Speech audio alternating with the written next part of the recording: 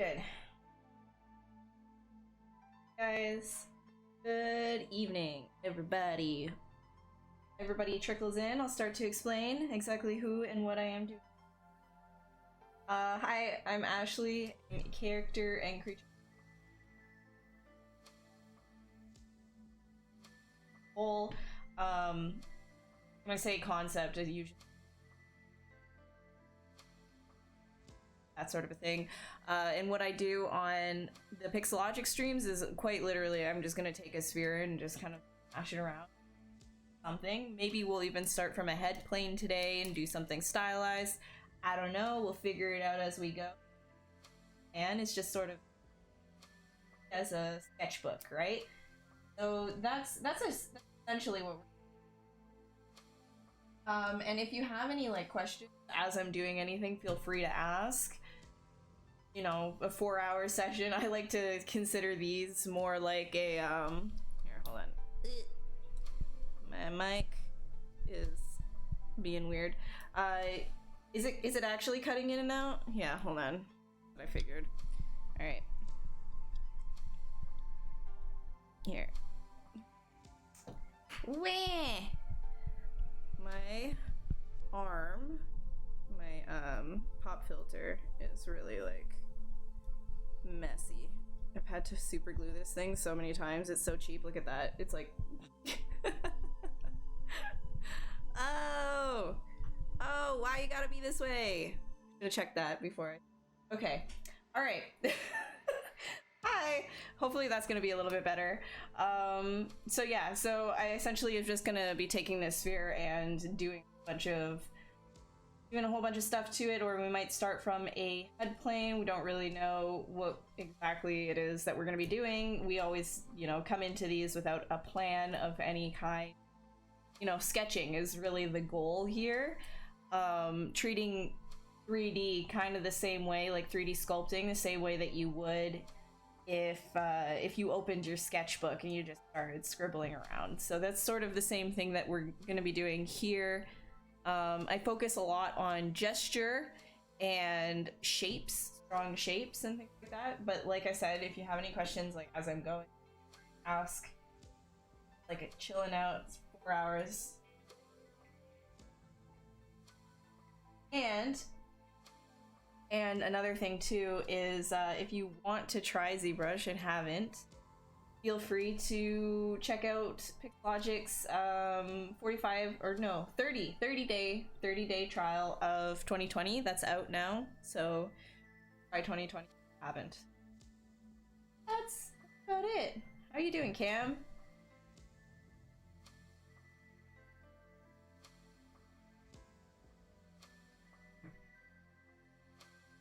Oh, that's a strong coffee. Nice, nice, nice. Do I want to start from a head plane? That's my question. Do we want to start with do we want to do what we normally do and do something creature based, or do we want to do something stylized? What are you guys feeling? Still can't buy that tablet pen? Oh, that sucks, dude. Cheers from Brazil. Hi, Blano. How are you doing? Yeah. Oh man, I forgot that wasn't even an emote. Great. Well, I'll get started with need to start with a plan. We can even do this without we'll just go like straight up what it was. All right. So ooh.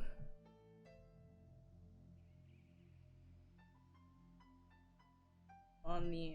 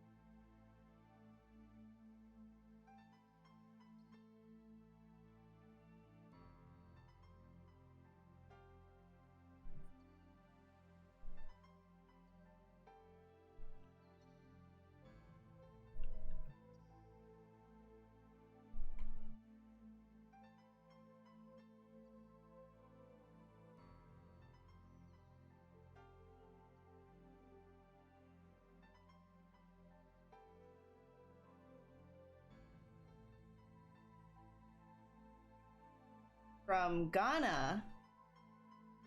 Wow, everybody all over the place. Welcome, welcome. I'm in Canada. Montreal. So. Hey Reaper, how are you? Fire. Yeah, so question. I mean, you probably have already watched it, but if you haven't, watch Tiger King, cause oh my gosh, what a trip that show was. It's on Netflix, and it's quite literally about all of the the people who breed and rehome essentially like wild tigers. It's just, there's so much drama involved with that community down in Florida that it's just it's insane. Like, you would have never ever expected. I thought that was like the most wild thing I've seen in a while.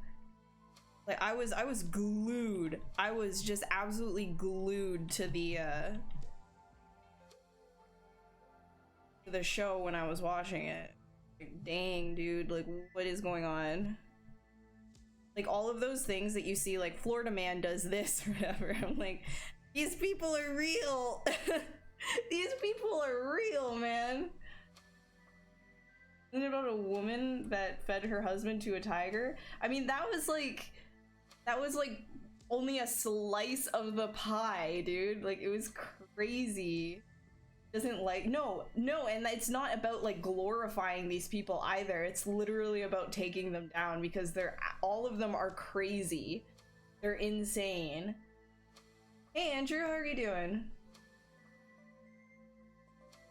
From Denmark. Nice, welcome. What show is that? It's Tiger King. Tiger King. Ridiculous.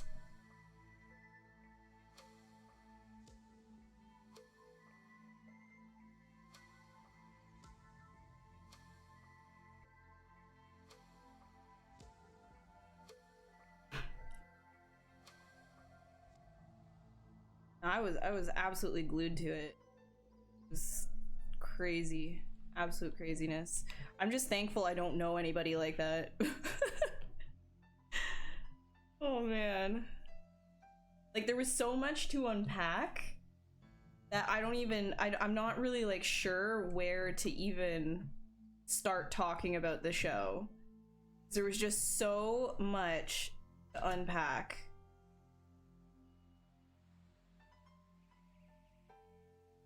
Has there been anything else on Netflix or wherever that you guys have been watching this like really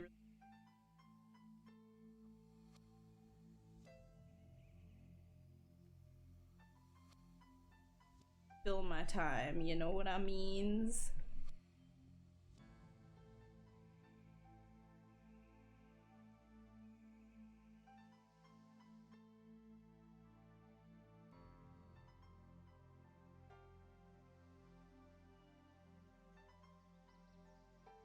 Yeah, why not? Go stylized. Take a break, you know? Take a break. Go style. How's Monty doing? He's down on the floor. He'll probably get and back down. Love, Death and Robots was I loved that. That was really great. There's a few episodes that I was like, they felt a little bit weaker than the other ones, but technically speaking, I think all of them were really quite amazing.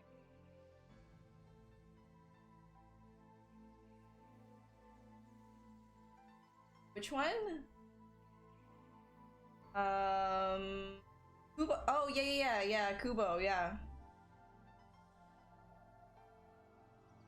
This is, so, Hugo, I only speak English, unfortunately, but I do understand.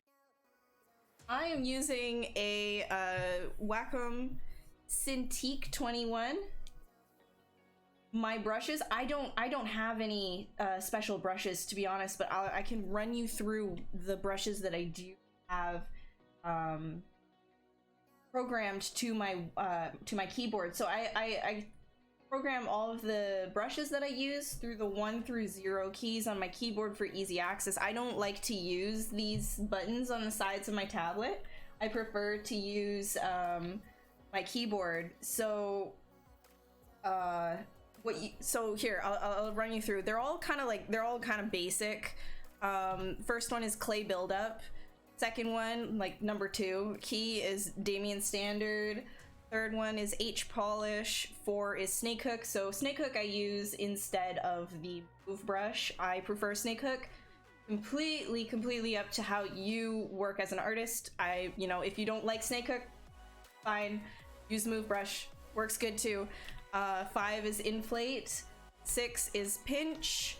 7 is Mac cut. So Mac cut is the one brush that doesn't come with ZBrush, so you could just Google that. But everything else that I use is all in ZBrush. 8 is /2, which you can get inside of the Lightbox menu. So this is what the Lightbox is, right? And you can find it in brush and where is it?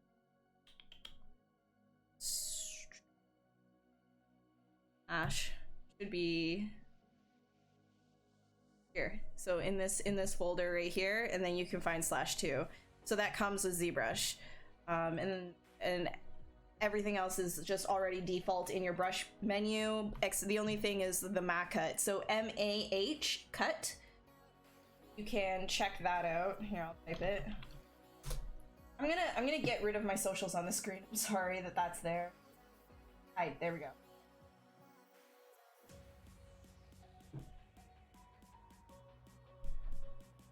Joe Exotic. Oh, hi, Joe Exotic. Dude, his singing is the funniest thing ever. First time watching live. Oh, thank you. Amazon Prime. Tales from the Loop is great so far. Okay, I'll check that one out. I haven't heard of it. What is it about? Tales from the Loop. By the way, like I like sci-fis. I like anything space related. Like I love space stuff. So you've got anything that's like space related that isn't super cheesy? Love to hear about it. Love to hear about it. The French animation I Lost My Body. I don't know. I have not seen that. What do I render with? My art say thank you very much. I use Keyshot and Photoshop as in combination with each other to create those images. So it's not like a raw render. What you're seeing is not raw render. The only things that were maybe like raw renders are some of the raw clay that I do in Keyshot, because the thing that I'll adjust the exposure or something like that and cross just to kind of like give it a little bit. But most of the stuff is not. It's all like Photoshop magic, you know what I mean? So there's a combination of those two programs.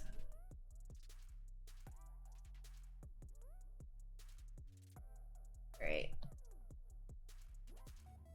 Get the eyebrows.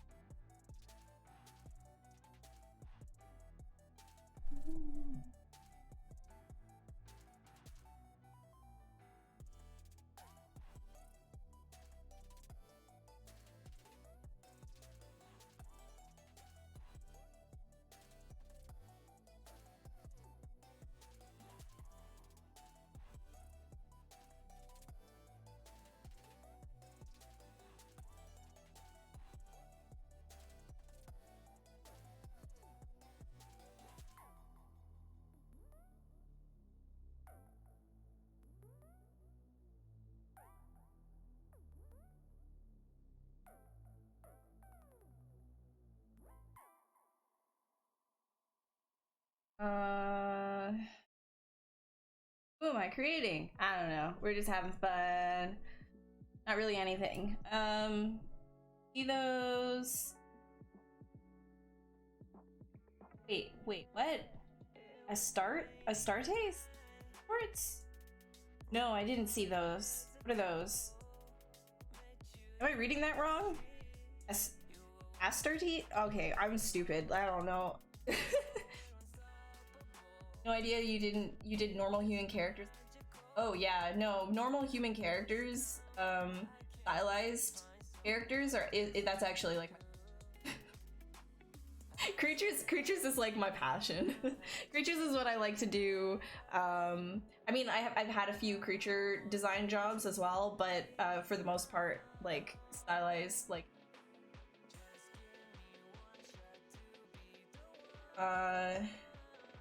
I do a review of your portfolio. Oh no, not on stream, but if you have like questions, I'll try and get to like it takes me a while to get through all my DMs, especially on Instagram. I end up getting like a lot of stuff. People are tagging me and things and stuff like that, so I try and get to all of that when I can. If you want me to look at something in particular, tell me specifically what it is that you want. Like, do you want critique on it? Like, what do you want me to be looking at? What do you want critique on? And I'll try and like get something a little bit more narrow and focused for you to kind of think about, rather than like general, hey, look at this, what do you think? It's hard for people who receive a lot of messages to just kind of like look at like portfolio after portfolio or like piece after piece and give you something solid to work off of. So if you have like, you know, something you want to share, more than happy to like look at it and like tell you you're doing a good job or whatever, but also like tell me exactly what it is that you want me to look at, right?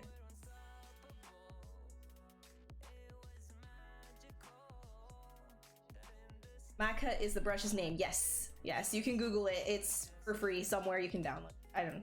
Looks like clay brush. Maca is so this is what Maca does. This one, actually, this is what it does. It's supposed to be a hard surface brush, right? Because you can see like, you know, this really clean kind of separation that happens. But I actually use this for stylized stuff a lot, especially for creating plans of the face, hair, things like that. This is like my favorite stylized brush. It's supposed to be for hard surface stuff though, but reutilize, right? Do I give critiques on creatures or just any ZBrush? I mean, like, I'll try to give critique on whatever it is that somebody like sends me, but you're probably going to have a better critique if you're sending artists that specialize in certain things, those things that you're, right? So if you send, if you were to send me an environment thing that you're doing, there's only so much that I can tell you, right? Whereas if you were to send me, you know, a creature that you just did, then there's a little bit more that I can tell you, something more of what I'm familiar with. That's something under umbrella of subjects that I cover, and my career is, right? So in that sense, you can send artists whatever you want, but it's best interest to is my mic okay? Is there something wrong with it?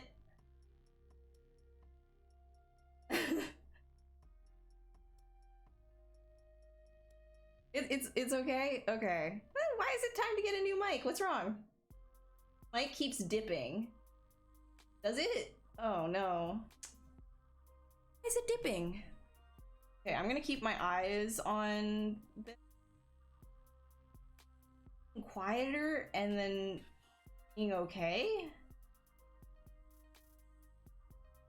What?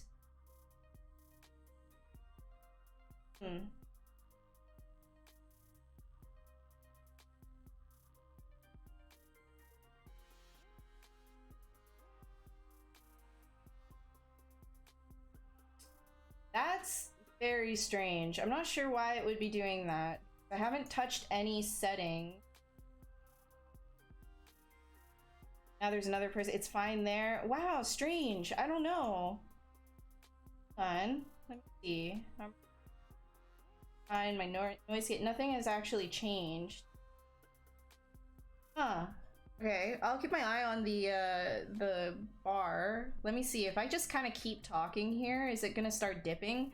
Let me know if it's dipping as I'm talking like this or whatever. Like maybe, like what if I start talking like this? Then it's probably a lot quieter all of a sudden and now it's fine, right? So if I'm talking like this, I'm talking at the mic, and then if I move over here, then I'm not talking at the mic. Is that what it is that you're talking about?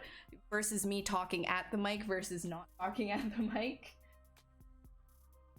That's what it is? Okay, it's because I'm not facing the mic all the time. Okay, all right. I just wanted to make sure because I'm like, I don't see it dipping at all.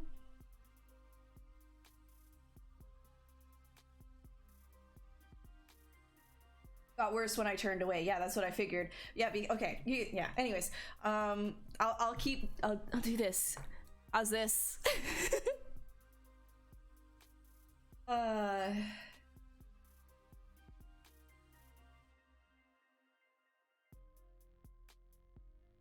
Yeah, there's a fall off naturally. That's kind of what I figured. Okay, anyways, moving on. What were you guys talking about before? The brush you use to fill the face and the lips. Yes, I'm using clay buildup for that. Yeah. Yep. Eat the mic. Well, I mean, I can move it actually, because here, hold on. This will. There we go. Come here, mic. Whoop. Like this arm has been giving me so many issues in the last couple of days. It's just like been getting limp. There we go. All right. There we go. Limp mic arm. Okay, anyways, let's get back to this. Yes, so I was using the clay buildup brush before that.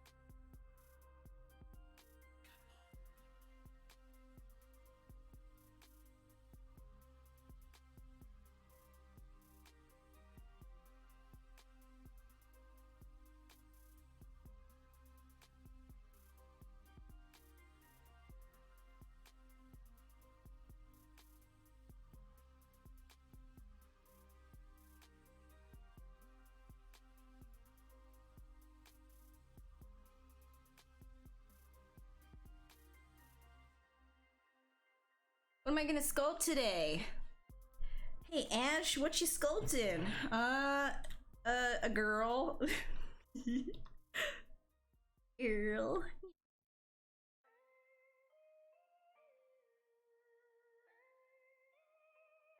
We just sculpting a girl. Not doing creatures, what gives?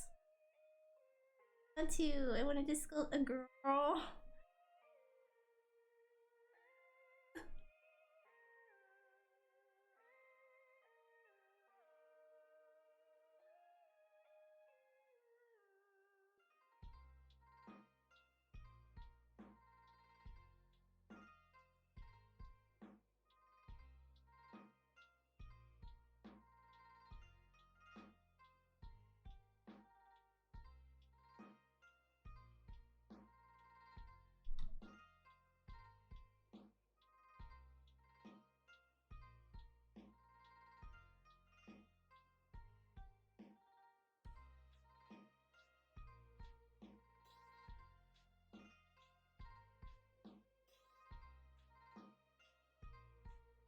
Yeah, it should be on YouTube after it's all done. So if you don't want to hang out, that's totally cool. You can watch it later if you gotta do.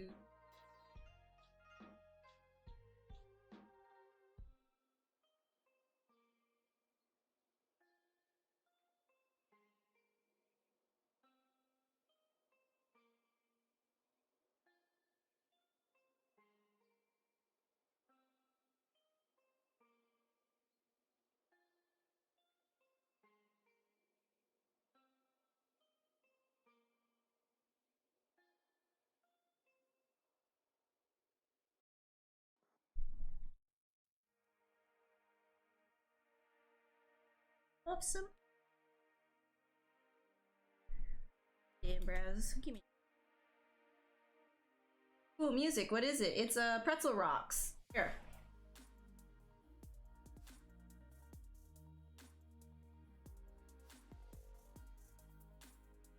Is it possible to zoom when working? Sometimes we strain before seeing what you're doing.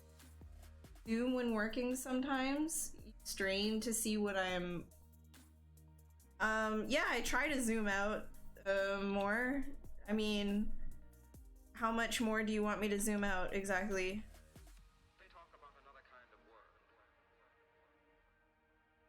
I figured that this would be fine, but...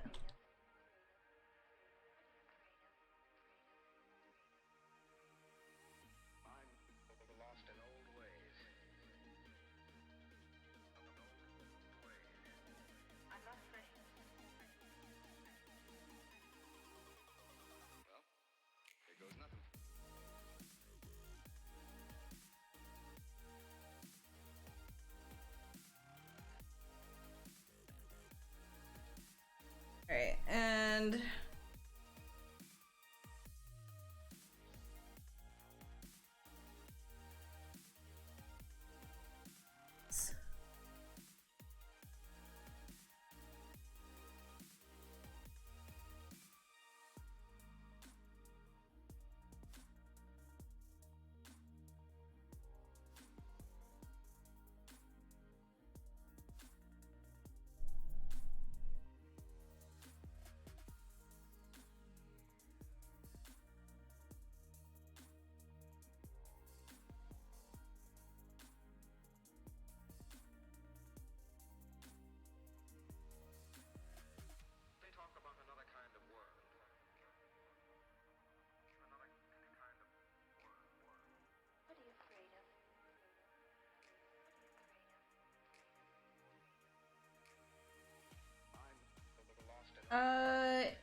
Is there an easy way to combine two ZBrush files into one? Made a garment in marvelous design.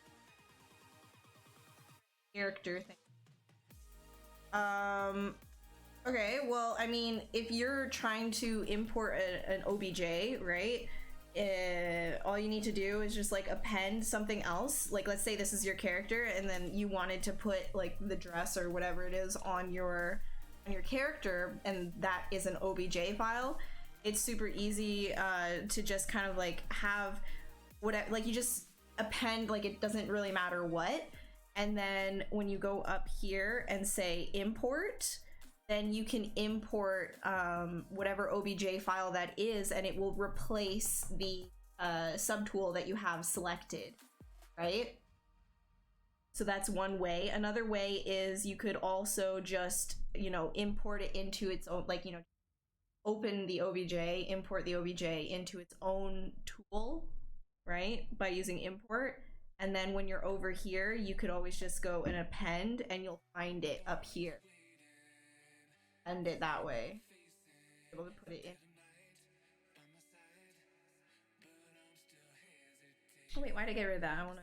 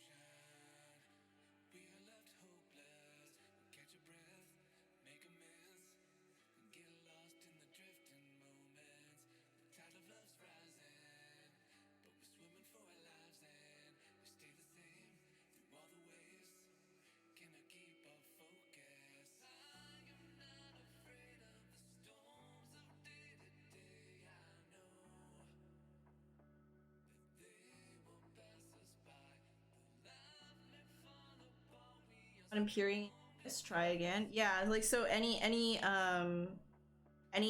subtool that you have selected, if you do an import with an OBJ, it will replace that subtool OBJ.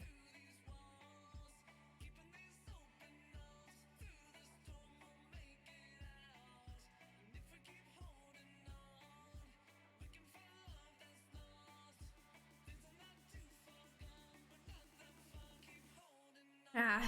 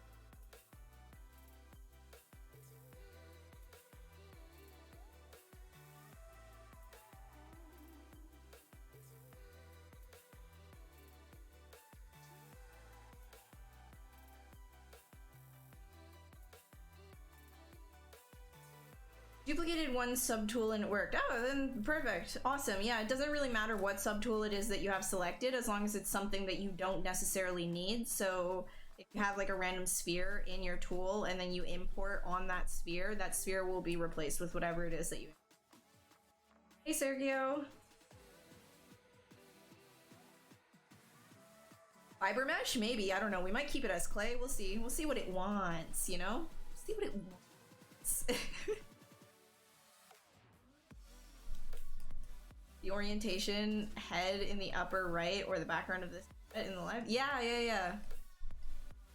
Hey Bubbles, how are you doing?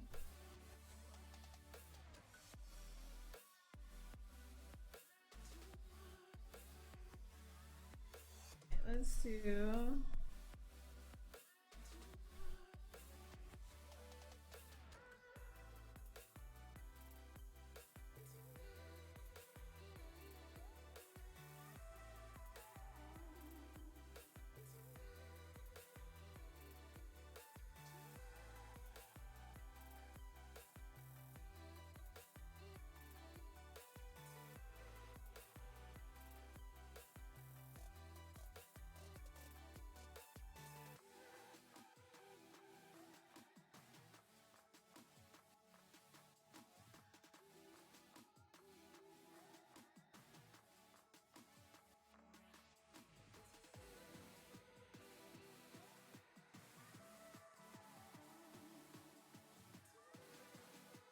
Make them leggies.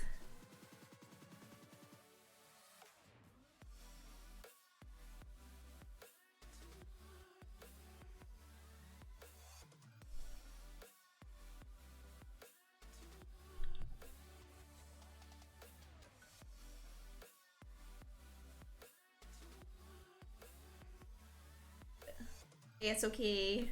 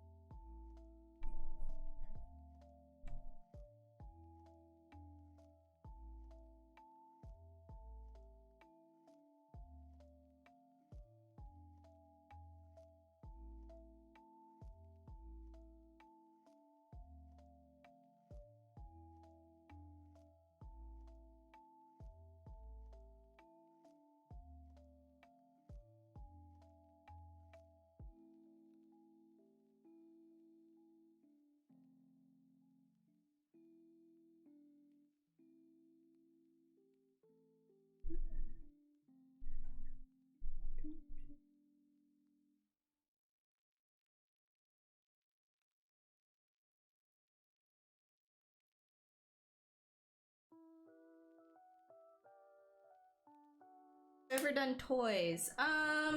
Most of the stuff is that I do is for animated TV, animated feature film, etc. But love to do toys. I've only ever done like I think 2 things for more indie toy companies, like people that are just like sellers on Instagram stuff. I've only done like 2.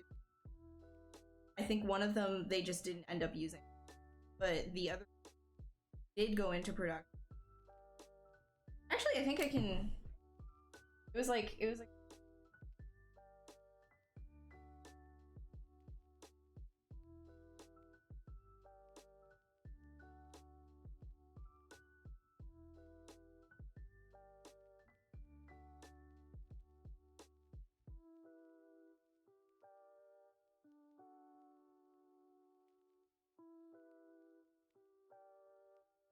Yeah, here, I'll show.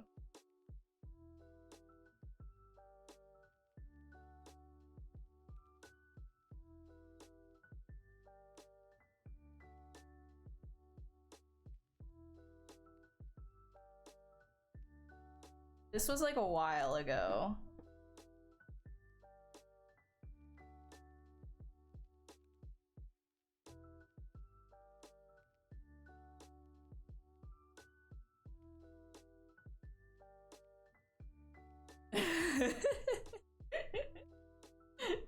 That was pretty cool. Can't really like see because he's like plastic thing. I liked working for those guys. They were great.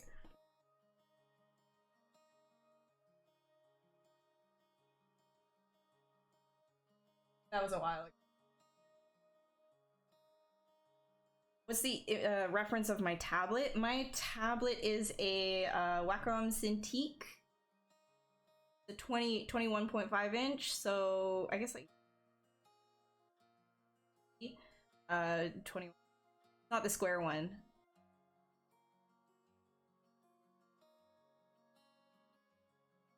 What's the trick to mirror and weld to the right? Oh, you can find, so I have that just like on my UI just in general, but you can actually find that down in deformation will give you mirror, right? So if you want to mirror what it is that you're doing, you can do that. But if you want to mirror and weld, that'll be in geometry tab right over here, the mirror weld button. So I actually just put that on my UI because I use so much.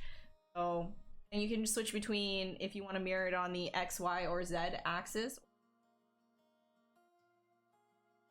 Good vibes.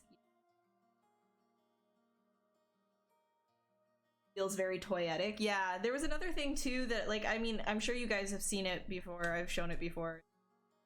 Talking one. I wanted to make like a fake toy thing for that as well, but I have been so busy.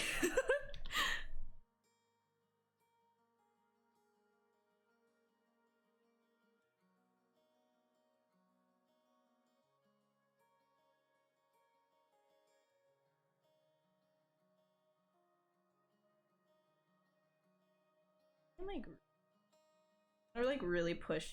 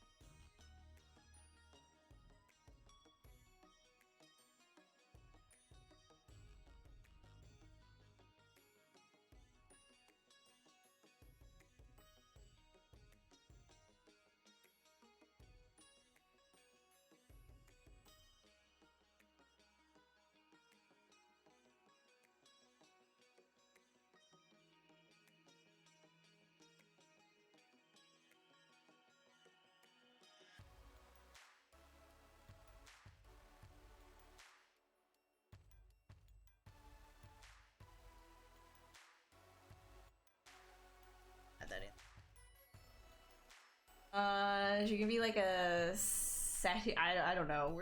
I don't know what she's gonna do. I'm just kind of like doing stuff.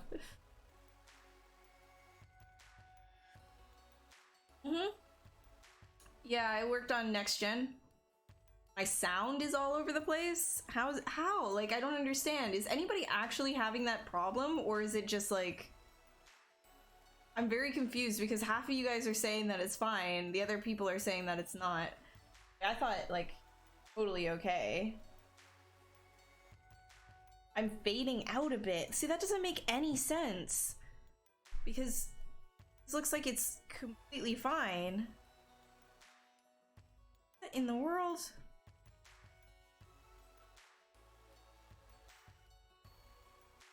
When I turn my head, okay, yeah, so, okay, alright, I'll... That's so weird.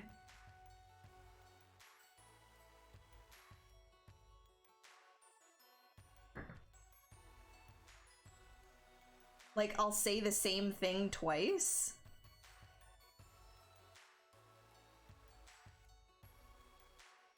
I am very confused. I don't really know what's going on.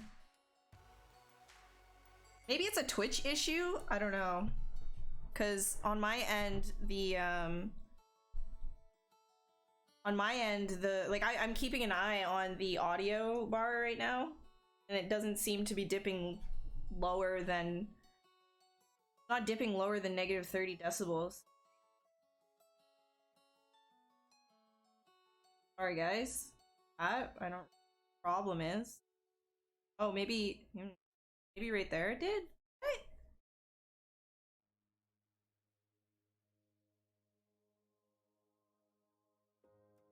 With problem?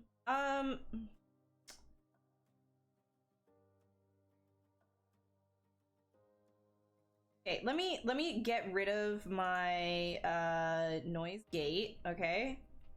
So I have no noise gate on. Let me know if it still is really nasty. Because if it is, then I don't really know how to fix that. It might just be the noise gate. I don't know. Just tell me if it keeps happening, and if it is still happening, then I don't think it's on my end. And if it is, then I don't know. I'll have to figure it out after stream because I don't really know what the heck.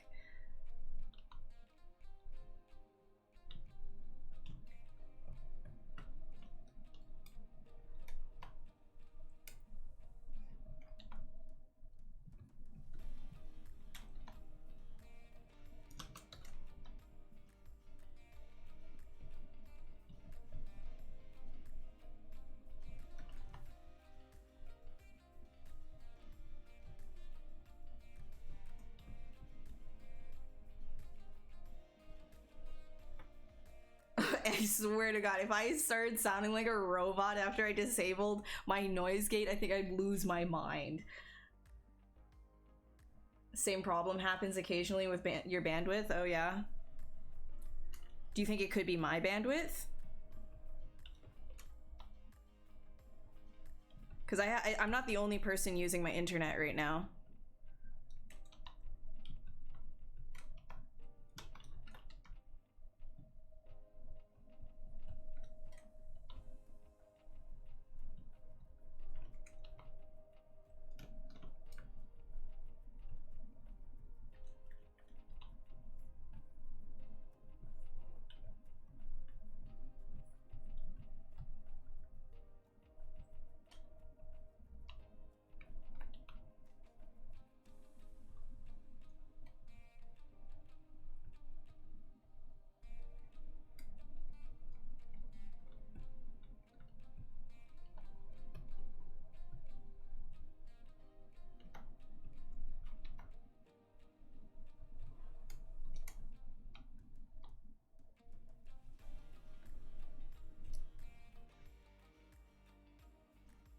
I think it's just the noise canceling settings. Well, I don't have a noise gate on anymore, so if it's still happening, I don't know what to tell you.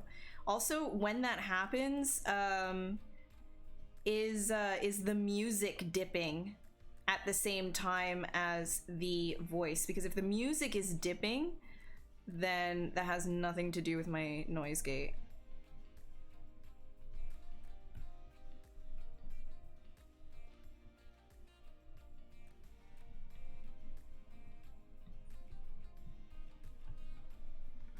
but whatever it is now doesn't quite matter because can't fix it, huh? No dips. Alright, then alright, it's the noise gate. I gotta recalibrate my noise gate.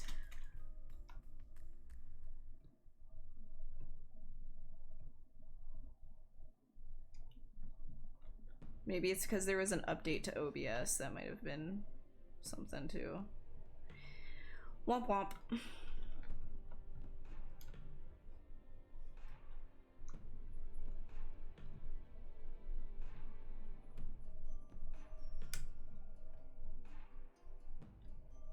Actually, let me just see. Where's that noise gate at?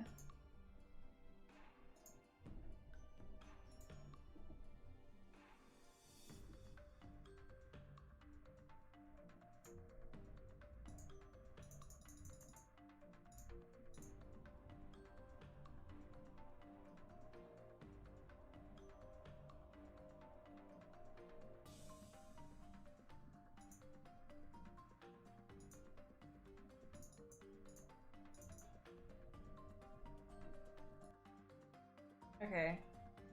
I don't know. Maybe this will be fine.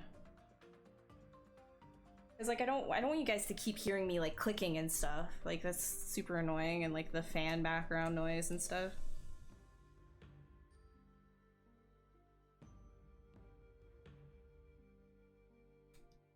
I just changed the thresholds a little bit. Okay. Stylized character? Yeah, Javid, I'm doing something stylized today. Ooh.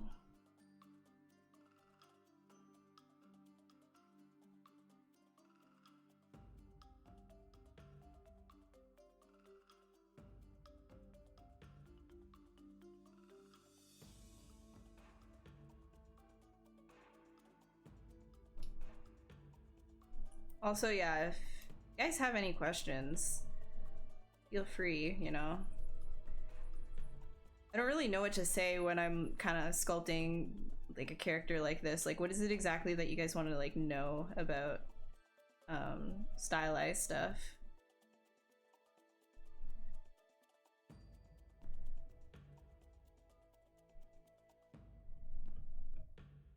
I am just kind of like focusing on bigger shapes. Like that's definitely the big one, is just kind of look at the larger shapes that are making up the body.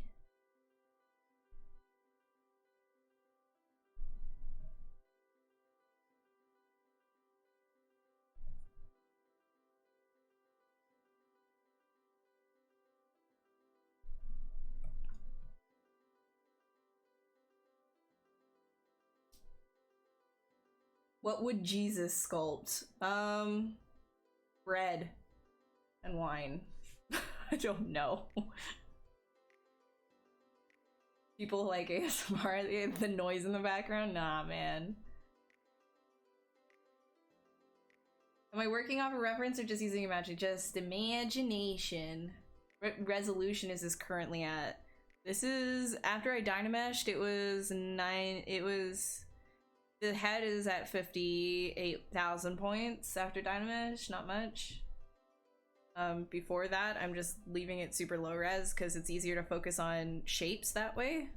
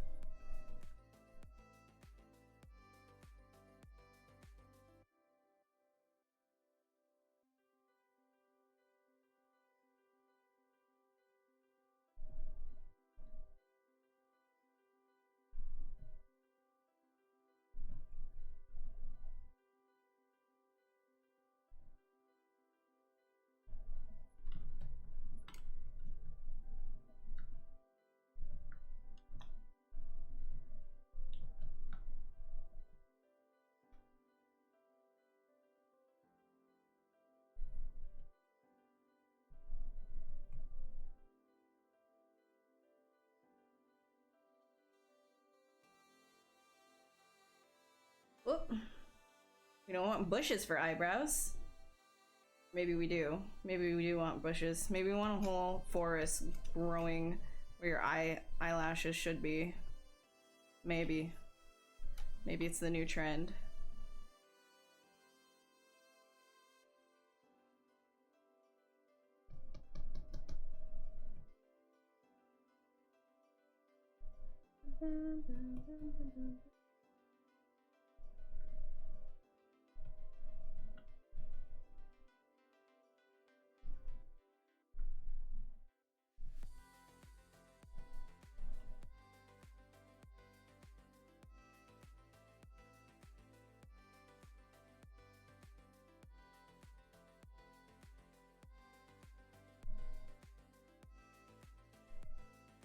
Really wish I had more time to just play Animal Crossing. I know that's like a random thing for me to just say out of nowhere, but I started playing it and my island is still not decorated at all, which is like super annoying.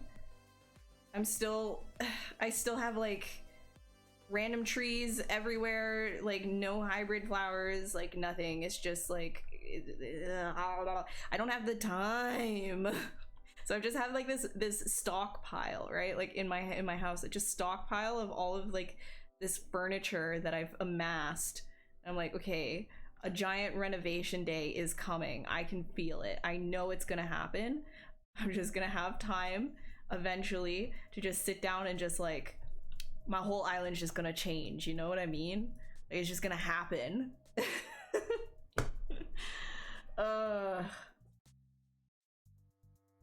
I don't only make monsters and creatures. No, I've got other things under my. Right, it's doing too much. My keyboard at a weird angle. Yeah, it's like, yeah, because it's ergonomic that way. Because I can rest my arm on the desk with the keyboard, like kind of like.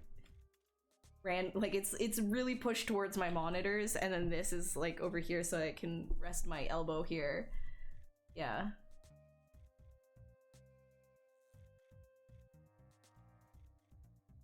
Okay, let's see. Do I ever Z-remesh? Yes, I do actually. When I get to a point where I'm like, I really need to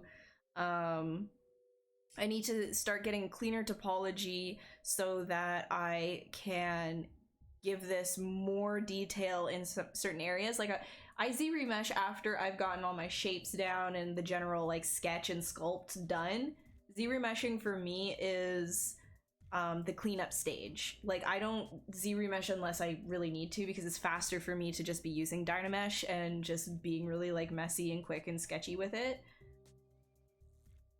It's weird to see me doing a normal girl. Is she normal? We don't know if she's normal. We don't know. What should you consider when sculpting a character you know you will animate? You should, okay, when you're sculpting a character you know you will animate, first make sure that you're getting the shapes that you want. Nail the design, right? Because in my opinion, design is always the master. If you focus on technicalities before design, you're gonna end up with something that's not appealing. So always make sure that you're looking for that appeal, the simplicity of the shapes, and then grow on top of that simplicity. No matter what it is that you're doing, even a creature, focus on that simplicity at the core of it. You know, like is the torso you know, 2 triangles and a square or something like that. It really helps to break things down, and then on top of that you can start piling on as much detail as you want afterwards, as long as you're keeping that core simple, right? And so if you have that simplicity, then I find that the technicalities, you start breaking things down a little bit more after that, is easier. So when you know that you're going to animate something, don't start, I guess, kind of making a whole bunch of random tendrils and really thin pieces that you know that you're going to have a hard time rigging. You always have to keep in mind what the rigger is going to be capable of. If you're the rigger, then you can do whatever you want if you know that you can accomplish it, right? There are no real rules if you know that you can accomplish it and it's just for you. When you're working for a production, you have to keep in mind what it is specifically that they want for that character, right? When you're sculpting, you don't necessarily need to worry about too much. It's when you start to retopologize and model after the sculpting stage that all of this is going to start. You're going to start making more decisions for the character based on what it is that they're going to be doing and those sorts of things. So in areas that are going to deform, like, you know, the cheeks, the eyelids, anywhere on the face, really, you don't want like poles, like a whole bunch of poles. You don't want topology that has like engons. You don't want you know, you don't want to put like a triangle, like if you're smoothing, right? If this is not for games, I'm not talking about games, I'm talking about pre-rendered things right now. If you're using any kind of like smoothing or anything, having like something like a triangle, like a big triangle in the middle of the cheek can be really bad for lighting, depending on the render engine that you're using as well. So a lot of it comes down to lighting on top of what you should be thinking about topologically. It's not just rigging that the topology is going to affect, it's also, you know, how the planes of the face are going to smooth out, you know, all that kind of stuff when it comes to render. So for that, when it comes to, I say when it comes to a lot right now because I'm trying to phrase this a little bit better. When you're worried about animating a character, it's not necessarily the sculpting phase that you have to worry about. It is the retopology stage. Just make sure that you're keeping your forms solid. You're thinking about the underlying core shapes, and you should be fine. You're gonna learn a lot when you take a character from the sculpting stage into the retopology stage, though, and I do recommend that you do that because there's a lot of things you're going to learn that you can't necessarily do very easily retopology wise. So yeah. What Amazon or Netflix show did Shane? Oh, Shane was talking about me. Oh my gosh, Shane! Oh boy. You guys, okay, I know you guys know who Shane is, but for the few lurkers out there who don't know who Shane Olsen is, if you like stylized characters, he's another Pixelogic streamer, and that's like purely his thing. He just stylized characters all the time on the Pixelogic channel, so definitely check him out. He explains stuff like, you know, breaking down your characters into those core shapes. Like, he's got that animation background, that sort of like that simplicity, that knowledge of simplicity. It's essential to, I think, any kind of sculpting, right? Even if you're doing something more like creature based or, you know, monsters, you know, a little bit more on the realistic side, not exactly as stylized as he goes, it doesn't matter. You still need that kind of like that knowledge of simplicity. It really helps your appeal and everything like that. So definitely check him out. But yeah, the Netflix movie that I worked on is called Next Gen. It's got like robots, and it's essentially like if Steve Jobs was still alive but he was controlled by a robot, and like there's like anyways, I'm not gonna like give away the entire like plot or whatever, but it's a fun ride. What kind of high-powered computers do the studios use for rendering to get Pixar-like lighting and Christmas? So the thing is with studio renders, they don't just use like, oh yeah, I'm gonna render one thing on one computer. They use farms, right? Every time that we've done anything in studio, which I'm freelance now, so I don't deal with a lot of that kind of stuff anymore. I'm just kind of like, I usually work on R&D stuff. Like right now I'm working for a project for Netflix. Can't talk about it, but I just purely do R&D for that.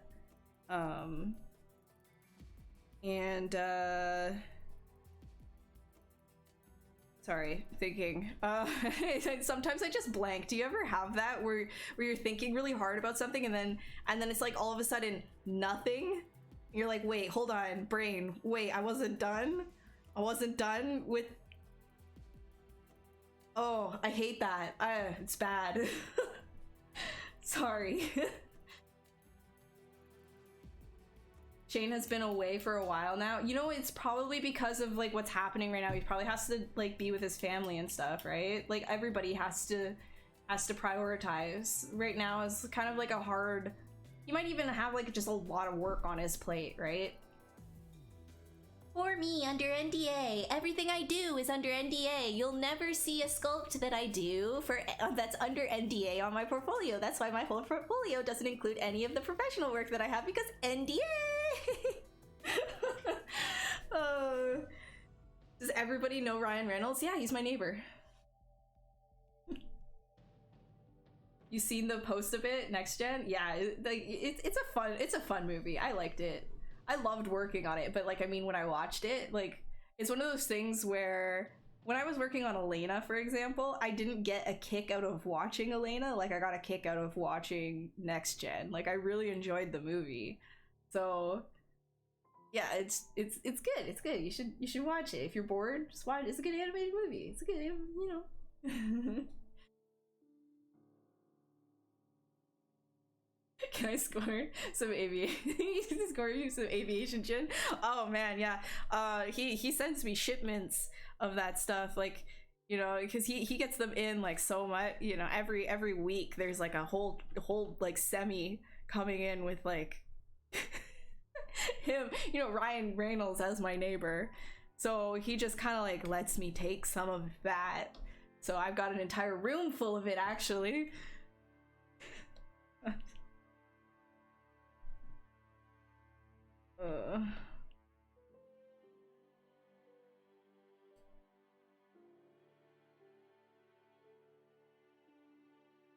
You know what I haven't been doing though, and I like I want to apologize for not doing it as well, is I'm sorry that I haven't been speaking moistly to all of you.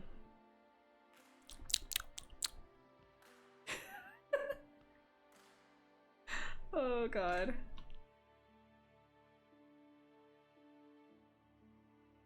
Yes, it is personal work. We're just having fun. I mean, anything that you see me doing here on the Pixo channel, like, there's nothing professional that I am going to be able to actually show on a stream. Every single time you see me doing work, or you see pretty much anyone doing work, unless they've got like some kind of a like crazy forgiving client, like there's no way you're gonna see professional work on stream. You know what I mean? Like everything is going to be personal because NDAs are a thing, and it's just something you gotta deal with, you know?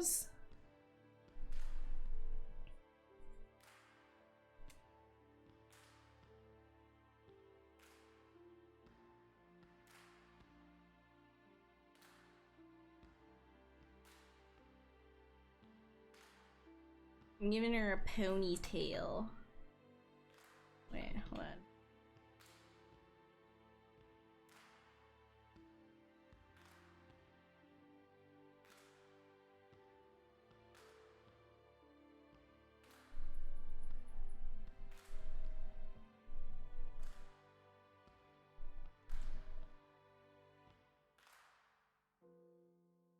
Put like a loose ponytail, you know, one that's just kind of like hanging out.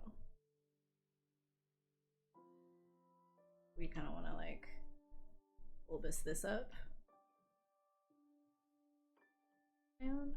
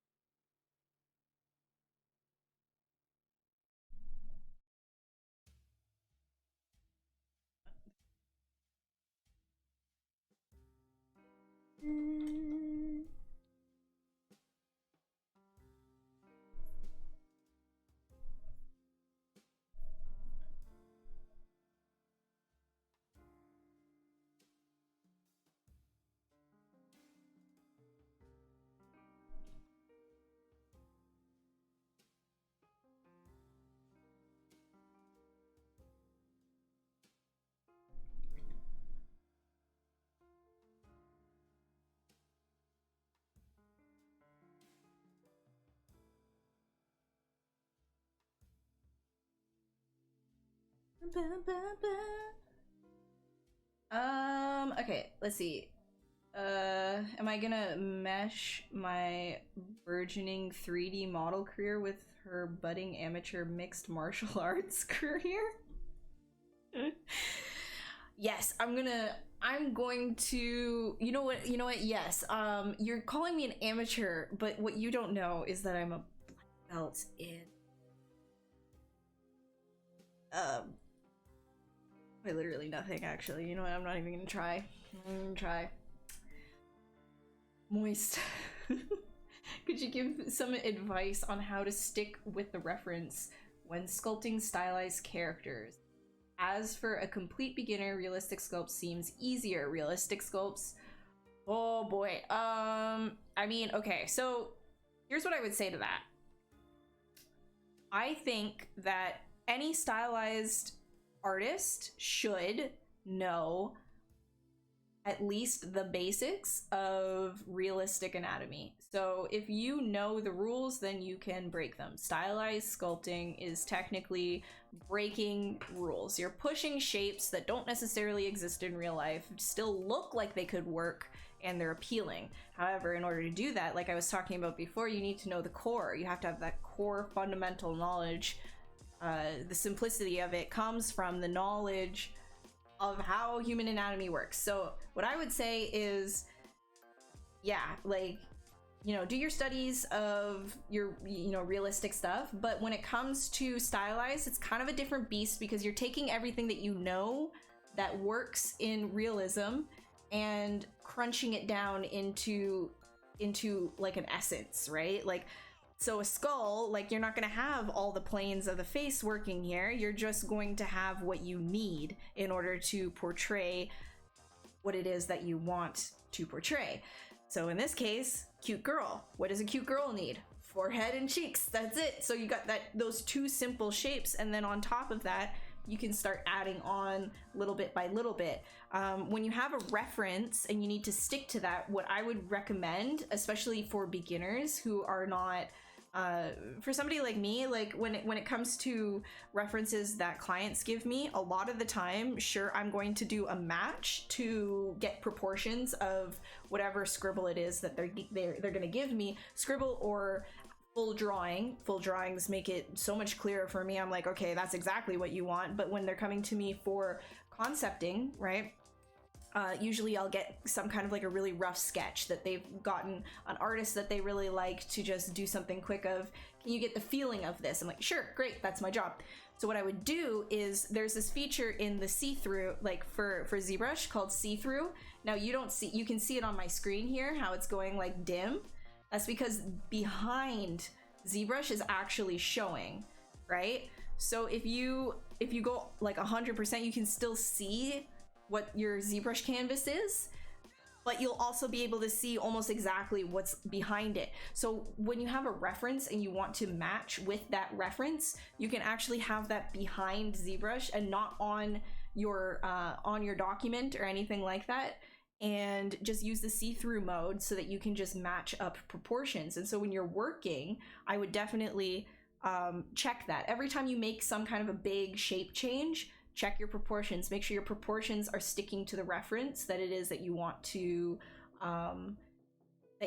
like build off of, that you want to either emulate or translate, whatever it is. Always use this. And another one too is, while you're using this in combination with the see-through thing, is when you go into the actual like dynamic perspective and you actually have your camera on, you can go into draw, the draw menu right here, right? Scroll all the way to the bottom, and all the way at the bottom you see this channels, select camera, store cam, rename, side to side, delete. You can actually store a camera view. So once you have it matched, like, you know, a 3/4 matched to your reference, your sculpt is 3/4 matched to your reference, and you've got your proportions looking pretty good, you can actually then store camera, right? And keep working, and then whenever you want it, so here, I have it actually on my UI. So let's say like I wanted this specific view right here. This was matched to my imaginary reference, right? I could store camera, call it reference, I guess, or ref, whatever. And then whenever I wanted, like let's say I'm like kind of, you know, doing whatever, I start changing things up close, I can just click the side to side buttons, which are here, right? So clicking the side to side button will cycle through the cameras you have stored. If you only have one stored, then just clicking a camera will send you directly to that view that you have stored. And so then you can keep checking with the see-through if you're still on your mark that you were, you know, initially working from. How long have I had these M50s? Oh god, like 3 years now. Yeah. How do I get my silhouette thumbnail to have a transparent background? It's not transparent, actually. It's just the same color as my canvas, but it looks nice, right? No, I'm not making a creature. Can I do Daenerys Targaryen next stream? I don't know, can I? How many polys is too much for a rig? That really depends on your machine. I've seen characters rigged that have 1 million polys, even more, for film, but again, like, it really just depends on what it is that you're working for. If it's just like your own personal project, it's not hyper realistic, like you got something stylized, don't, if it's 1 million polys, that's probably way too much, you know? So if you're doing something stylized like this, like 100k is like the upper limit, I would say. If this has more detail though, and you want to achieve that without using displacement maps and things like that, then you can go higher. But like even 100k is like, you know, it depends on the level of complexity that your character is.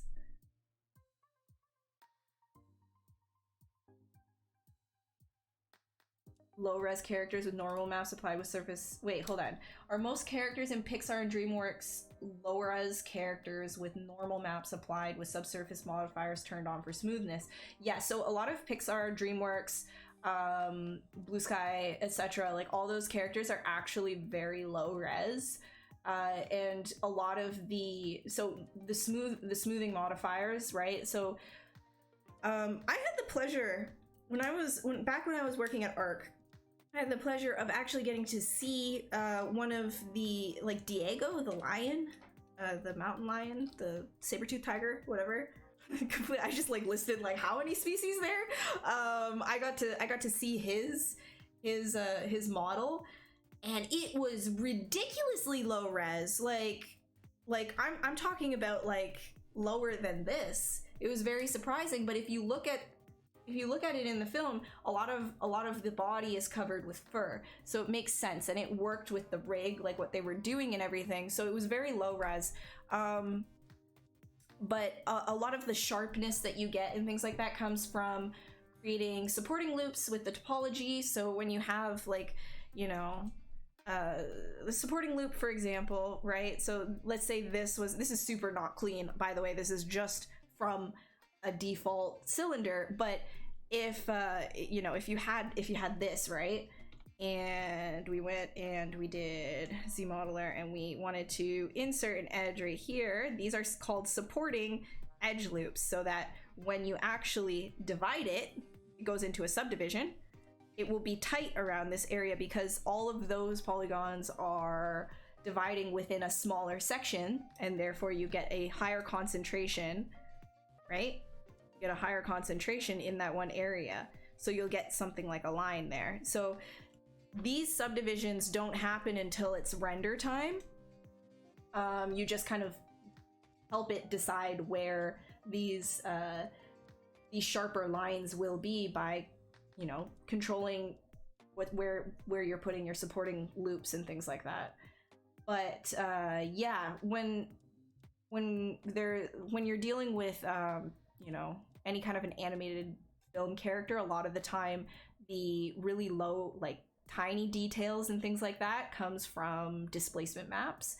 A lot of the time though, displacement maps, you're not going to see them on like areas of deformation too much, because that's like, yeah, it's a lot.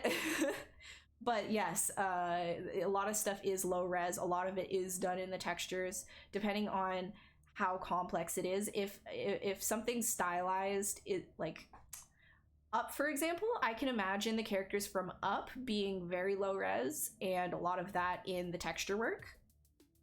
If you had like characters from Final Fantasy though, like, you know, the Final Fantasy movie, those characters would be mostly geometry because there's just so much going on.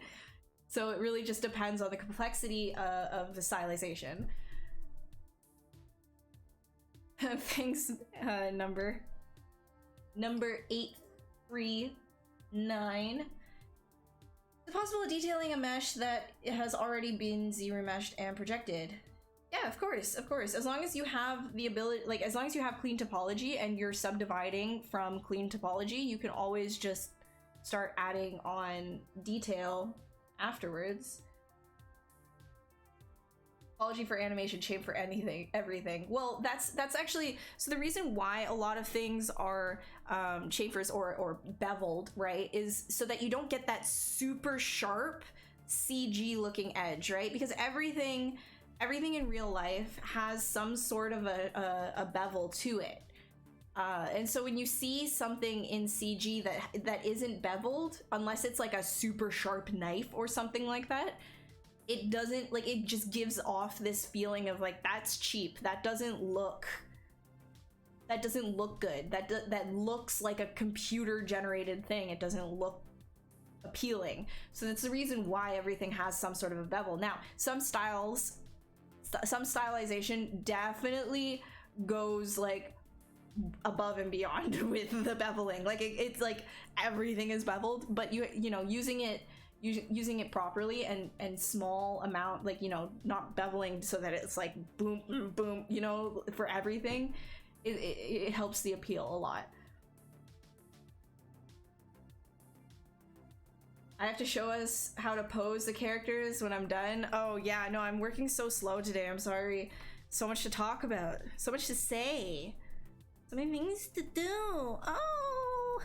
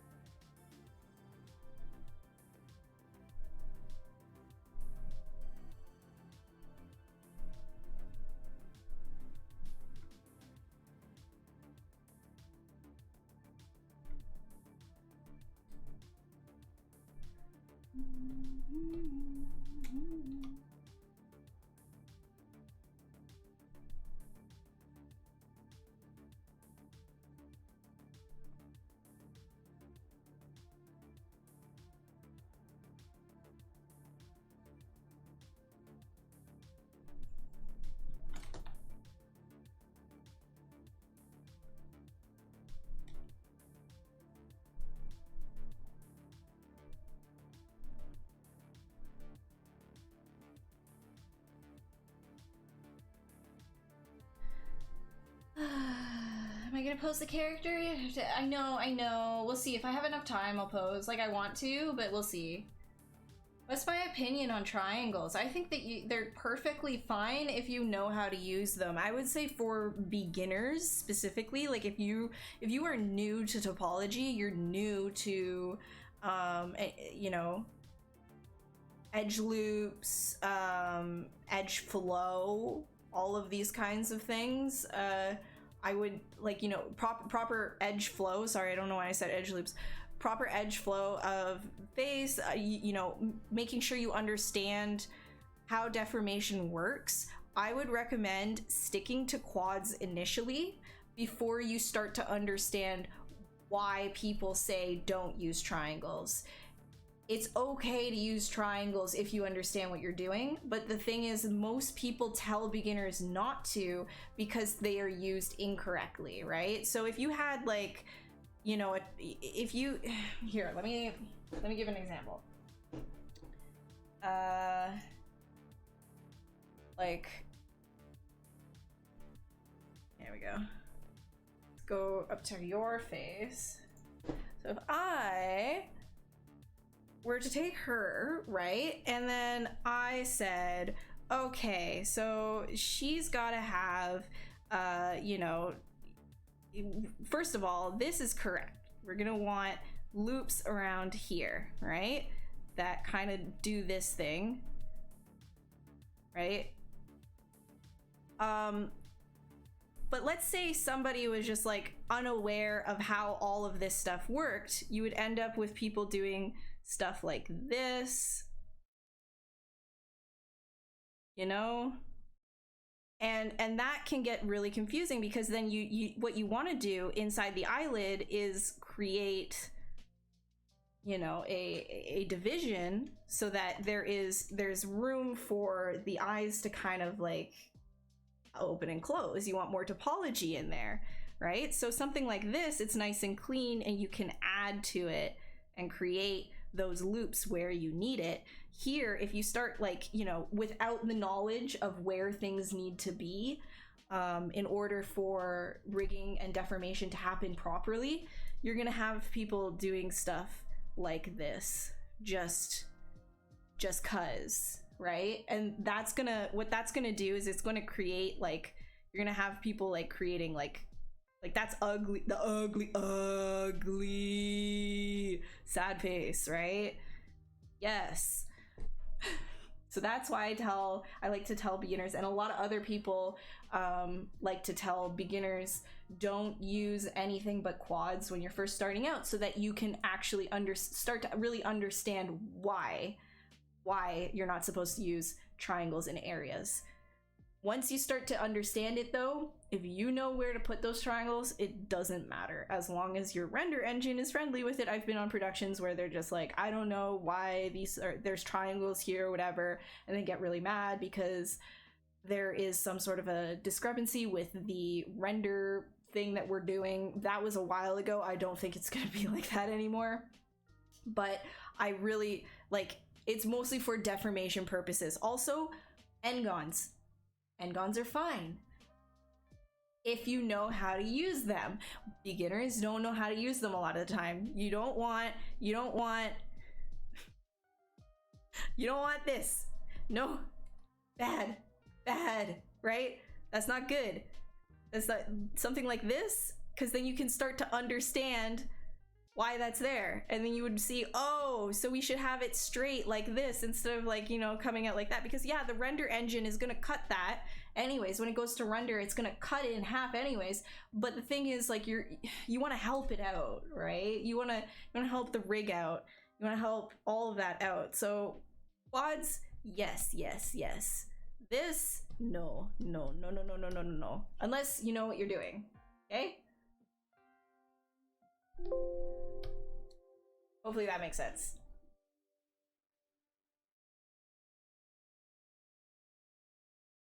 Yes, so the reason, again, like I said, the reason why you're being told to stay away from triangles is because it's beginner advice, right? And I would take it if I were you. I would take it until you 100% know how to create proper edge flow for deformation areas, right? Only only then are you allowed to start dabbling in the magic of triangles and n-gons. Just stick to quads when you first start out so you can actually grasp the fundamentals, because when you start throwing in triangles in there and stuff, it muddies stuff. I'm telling you, it really does. Now, when it comes to game characters, I'm applying the same advice, even though a lot of the time with, you know, when you throw it into engine, you're gonna want to dictate for the engine, you know, where these specific triangles, which direction the triangles are facing, because it will help. Right, it will help everything kind of it doesn't have to decide the calculation for you, essentially. So in that case, yeah, you're going to be using triangles a whole lot more in games, but start in quads because you can always cut them afterwards. Start in quads so you can understand what edge flow is.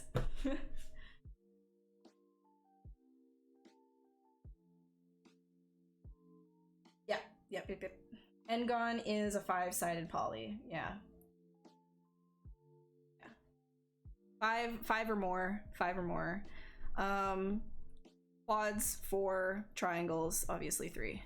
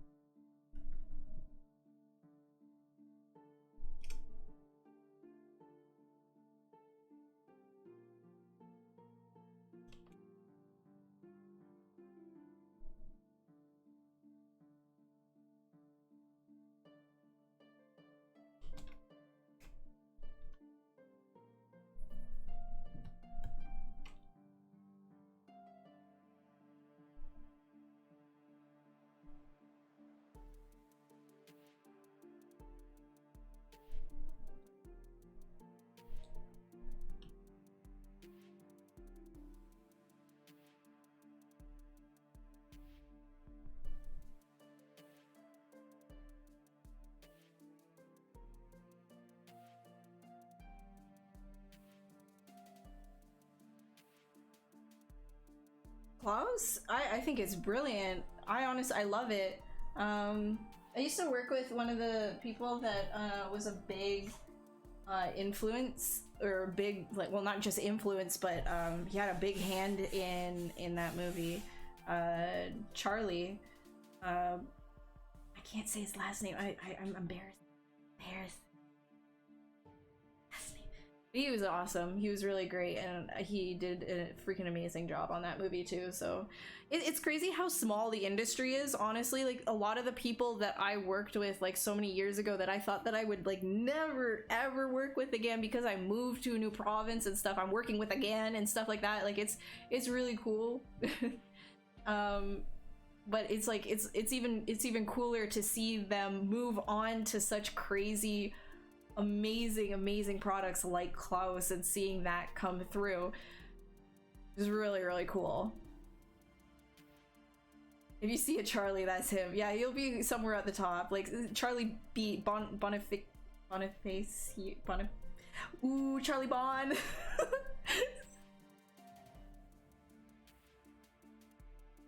Missed the beginning of the stream. Thought you'd be off of this week as well. Last week you didn't stream. Yeah, last week I didn't stream. I just wanted a break because I was catching up with a lot of R&D work that I had to get off my plate. So I was like really like zonked from doing so much sculpting that week. I was like, nah, now we're We gonna skip. Okay.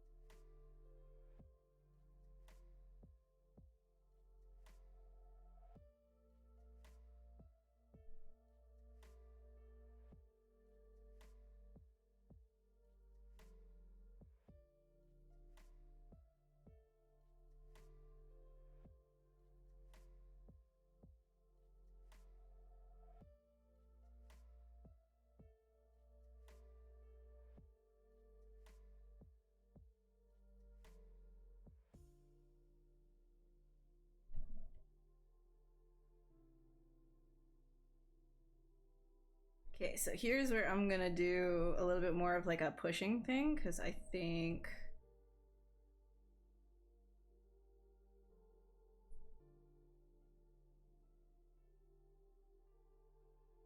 there's like a shape.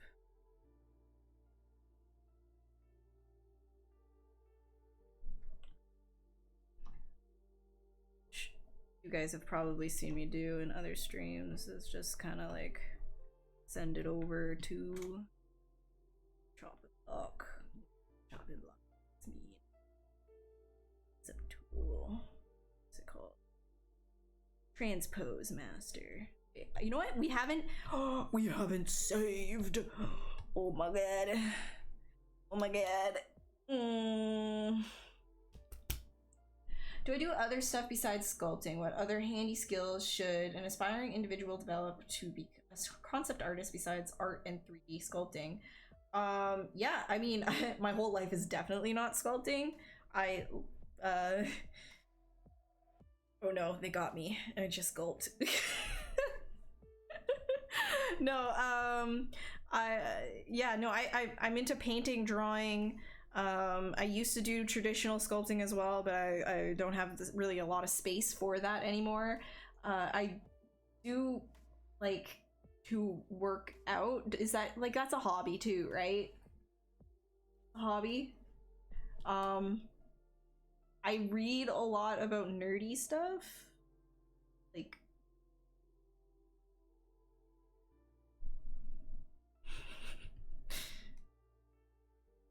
I sculpt.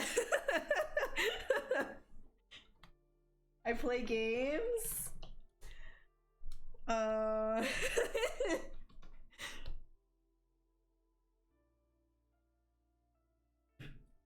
need help trying to sculpt, but instead of sculpting my model, just rotate with my brush. Instead of sculpting, your model just rotates with your brush. Are you going a little bit like heavy-handed? Like, are you like doing stuff and then like, oh, I don't even know how to replicate that. I don't know. What are you doing? How are you doing that? How's that even a thing?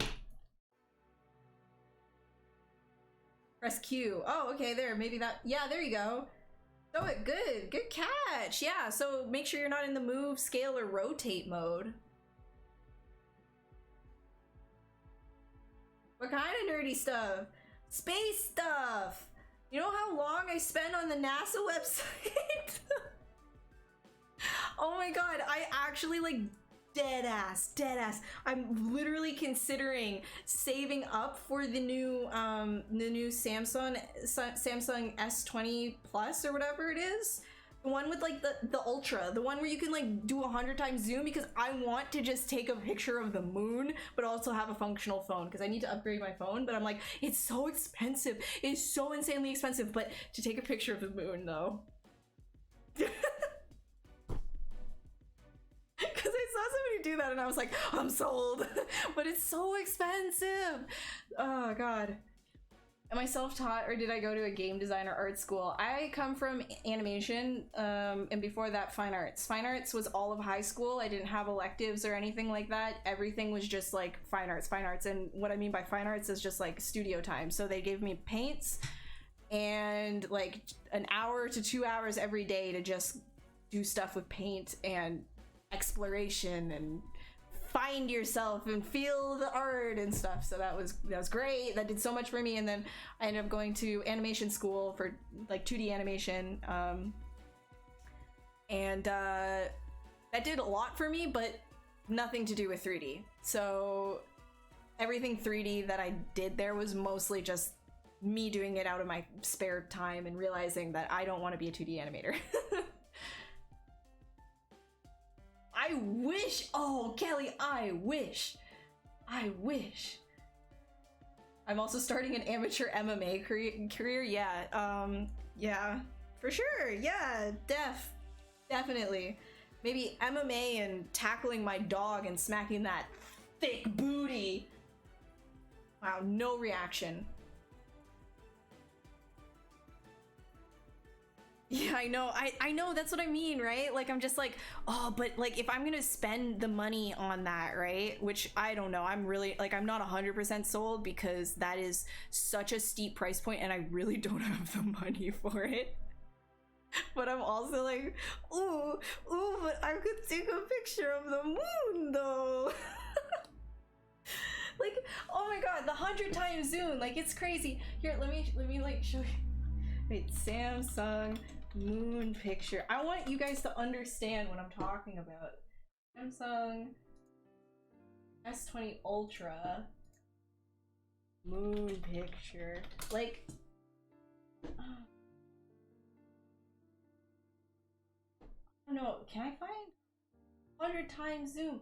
What the heck is that? Crazy. No, they're all videos. I'm not gonna show a video. Just look it up. Yeah, on TikTok. That's where I saw it too. Oh my god. Wow. I'm sorry. Wow, that was too excited about TikTok. May or may not be on TikTok too much during this quarantine. The moon is fake and the earth is. Oh my god. I can't.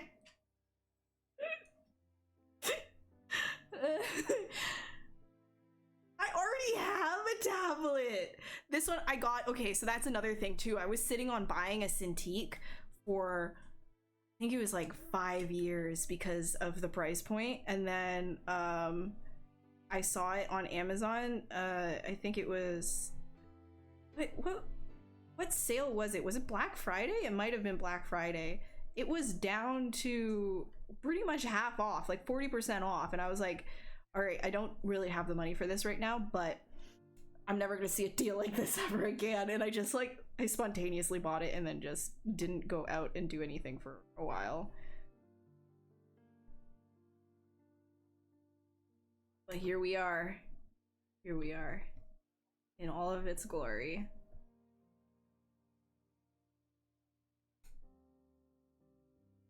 But then there's that phone. Because okay, let me give you, so this is what my phone looks like right now. No, that is not the case. That is the back of it. Like, there's a case on it right now, but this is the back of my phone. Like, it's busted, dude. The front has a bunch of scratches, like big cracks in it. The screen protector is like, it's gone. So the actual camera, I don't know if you can see this, but it's busted as well. Like, the whole, this entire, like, the whole lens, the whole lens is gone. So every time I take a picture with it, it can't focus on anything. The only thing that works is the front facing camera, which is what I used for the Instagram stuff. But it's like, even that is like, it's got scratches on it, so I have to like position it just it's an S6 and it is gone through the trenches, man. It is chugging. It's actually like it has to always be plugged in because the battery is so like messed up. It only lasts off battery for about half a day and it will never charge past 67%. That's how messed up my phone is. So I'm like, I kind of maybe might need a new phone. And then the S20 Ultra came out and I'm like, that's a lot though. It's a lot, but the moon. Oh man. Did I throw it at walls? No, so most of the damage happened when I went to Mexico for a conference, like a Drawbreak or whatever it was that I went for, which was really cool. I really enjoyed my trip to Mexico to do a presentation and stuff. That was really, really awesome, and meet everybody there, which was really great. But like my phone, the amount of times that I was like, I had to get out of taxis really fast and stuff like that, and like I was just so flustered because I'm a very anxious person. So I was in a new country and stuff, and so my anxiety was like through the roof all the time. And so I kept dropping my phone. My case could only take so many of those drops before it was just like, look what you did. You did this. You did this. You alone did this. My phone has PTSD. Surprised my phone didn't just like dial itself the police on me. Like, getting abused so bad.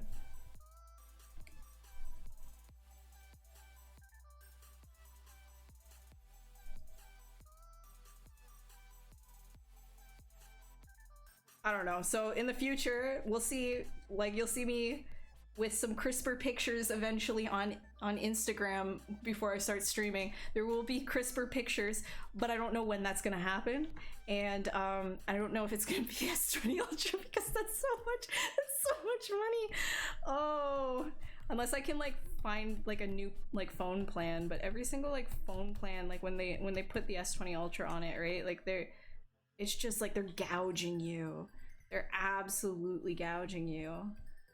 So, and of course, anytime I look, you know, like with my phone plan that I have right now, look up, oh, can I just use like the phone that I have, like the plan that I have, because I'm not paying too much right now. I don't have a lot, but I'm also not paying very much. And they're like, ha, this phone is not compatible with your plan. I'm like, BS.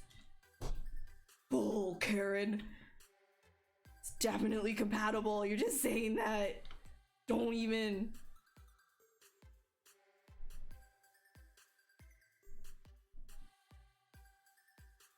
I'm gonna put on like my I want to talk to the manager hat. I'm gonna call them. I'll be like, yeah, I was thinking of going to your competitor.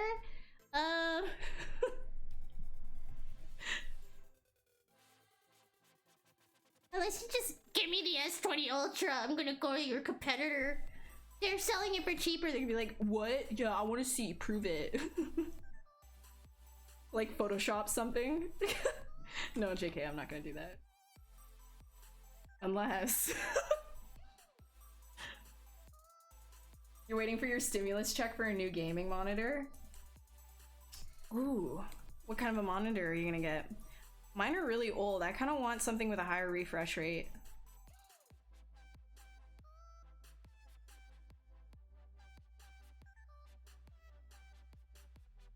I should do voice work? Nah, man. Nah.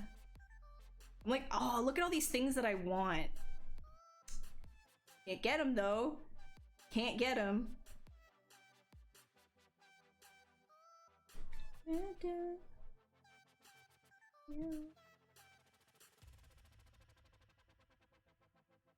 And we gonna do. Oh man.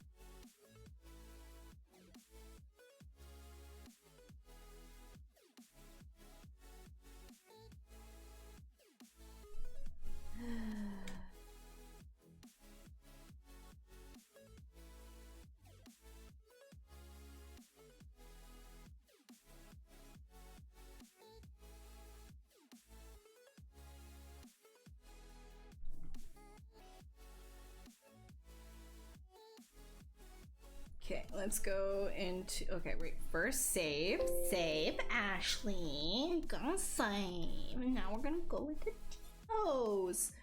We're gonna just really push the shapes. How much coffee did I drink today? Oh my god, yeah, you noticed, huh? Yeah, I just had a cup of coffee. Ooh, there's still some. Good. Good. What's the plan for this one? I don't know. What's the plan for anything that I do on stream, honestly? Don't they have pay as you go plans? Yeah, no, but the thing is, the problem is that they always want to upgrade how much you're paying. Like, I'm not gonna pay $120 a month for an S20 Ultra. Unless.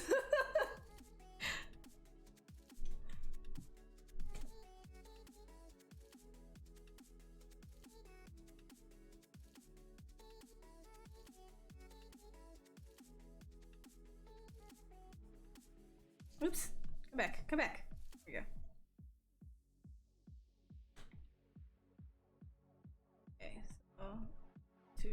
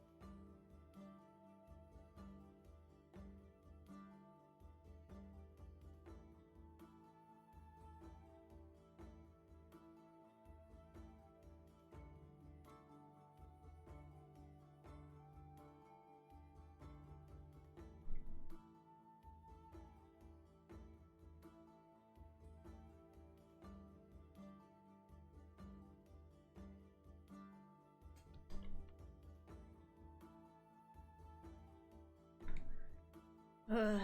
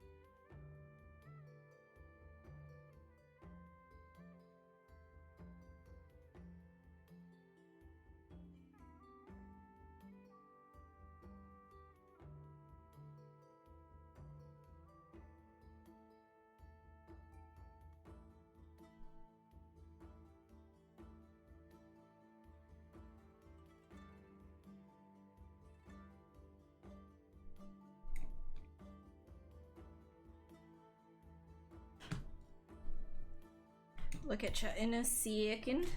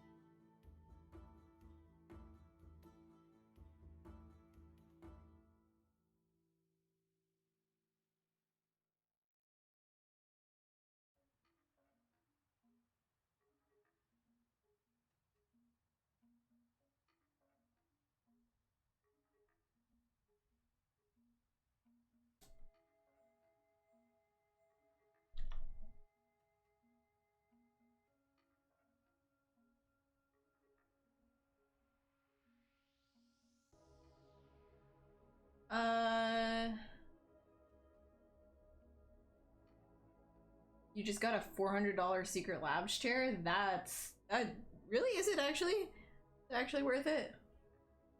And I'm using like the $100 IKEA one. You can be your own studio, model stuff, animate them, voice them, profit. Oh my god.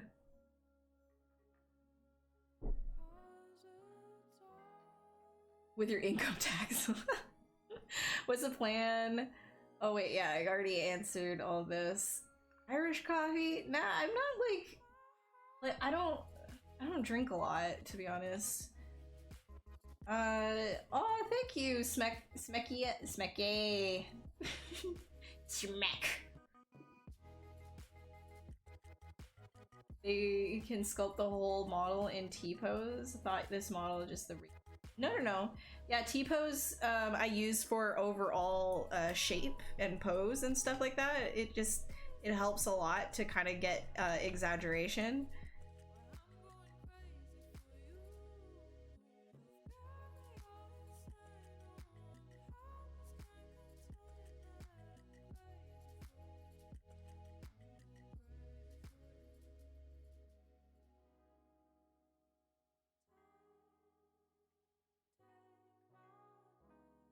You stop.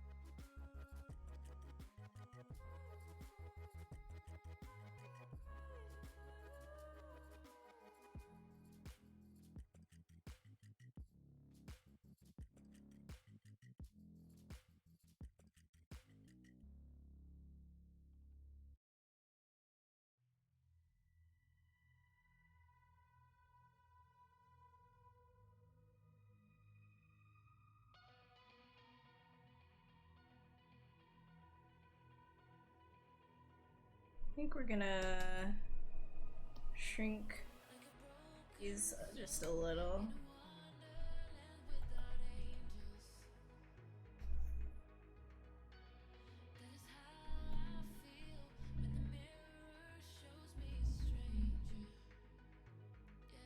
Oops.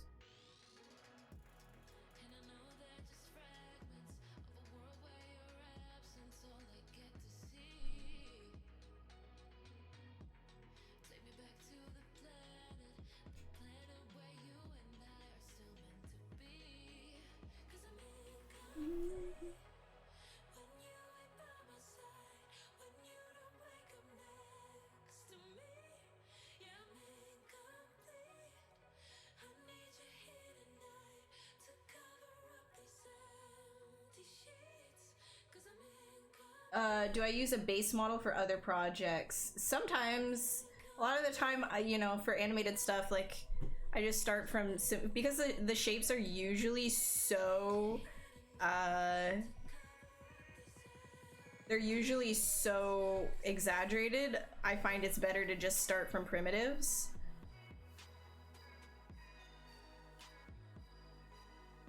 Wait, what am I doing? Huh.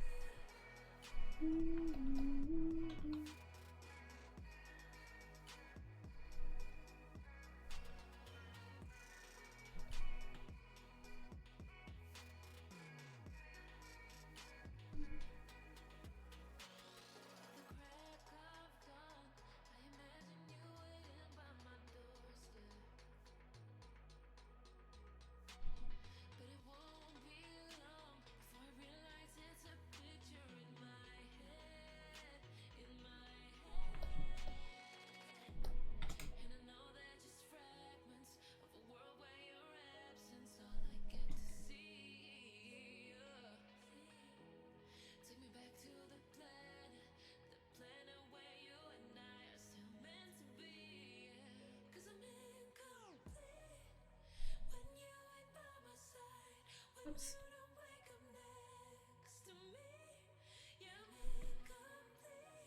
And then there we go.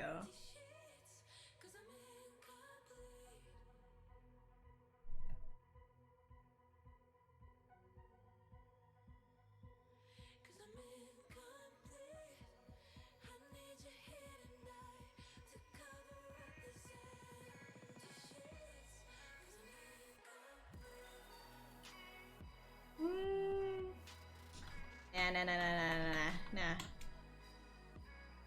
Back in time, back in time. It's like a little bit.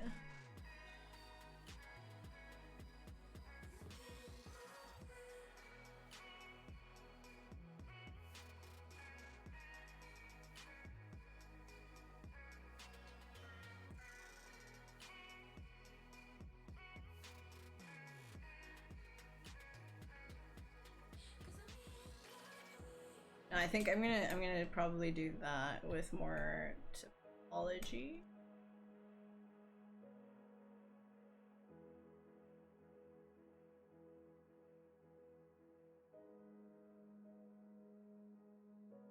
This is not the shape that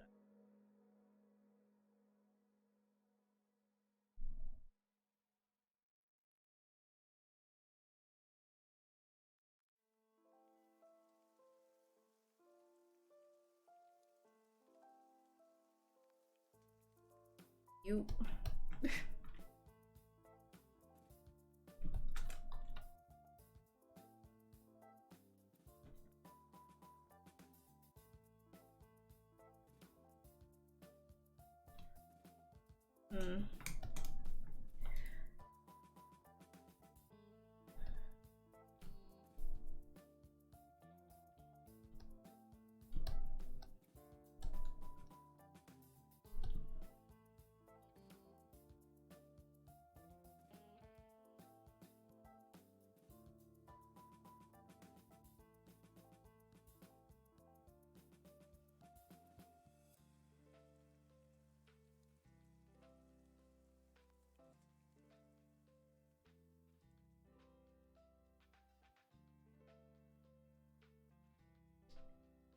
Need more of a...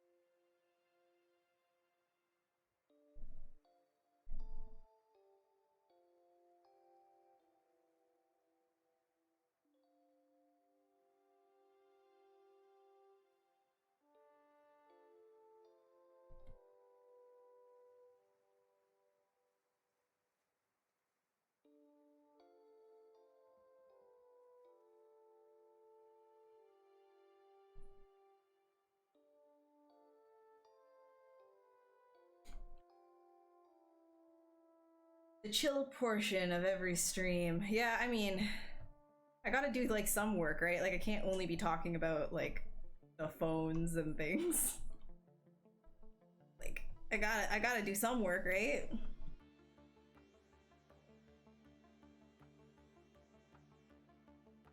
Otherwise it's not gonna get anywhere.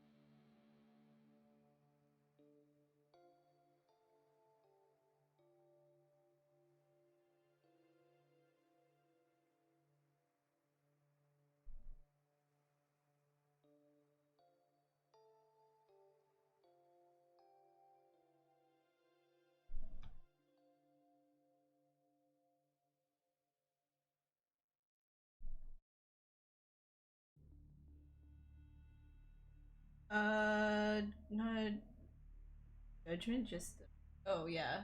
I don't know. Kelly's just making an entire like fanfic about me in the comments. That's what's happening right now. I'm living in an exterior world.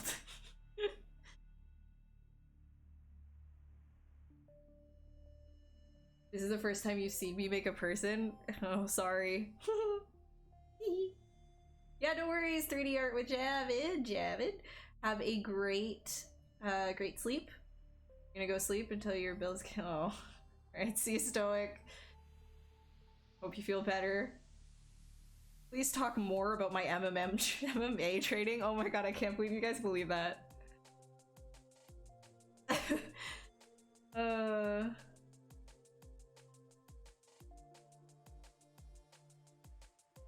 Aren't gyms closed because of lockdown? Yeah, gyms are all closed. I'm struggling to kind of keep up with my fitness stuff. Like even like my runs, like I want to go running outside more, but every time I go out, I just say like, nah, I'm not gonna do it because of how many people I see outside, and it gives me anxiety. So I'm like, oh, I'll just go inside. Maybe I'll go like for a late night run, and then I end up being too scared to go for a late night run. So I'm kind of just I kind of just do a bit of body weight training when I can, like inside the house. There's like a railing outside that I can use for pull-up. Like, it's not exactly like, I don't have a pull-up bar or anything, so I can't actually train pull-ups, but at least I can get like some kind of a pulling motion. I've got big jugs of water that I do bicep curls with. Push-ups are my go-to, man. Push-ups are my go-to. Monty loves all the indoor life now, dude. I mean, oh god, he's still dead on the floor behind me. I gotta go to the bathroom, actually. I realized. Hold on. Let me, like, pose this. There we go. Save it.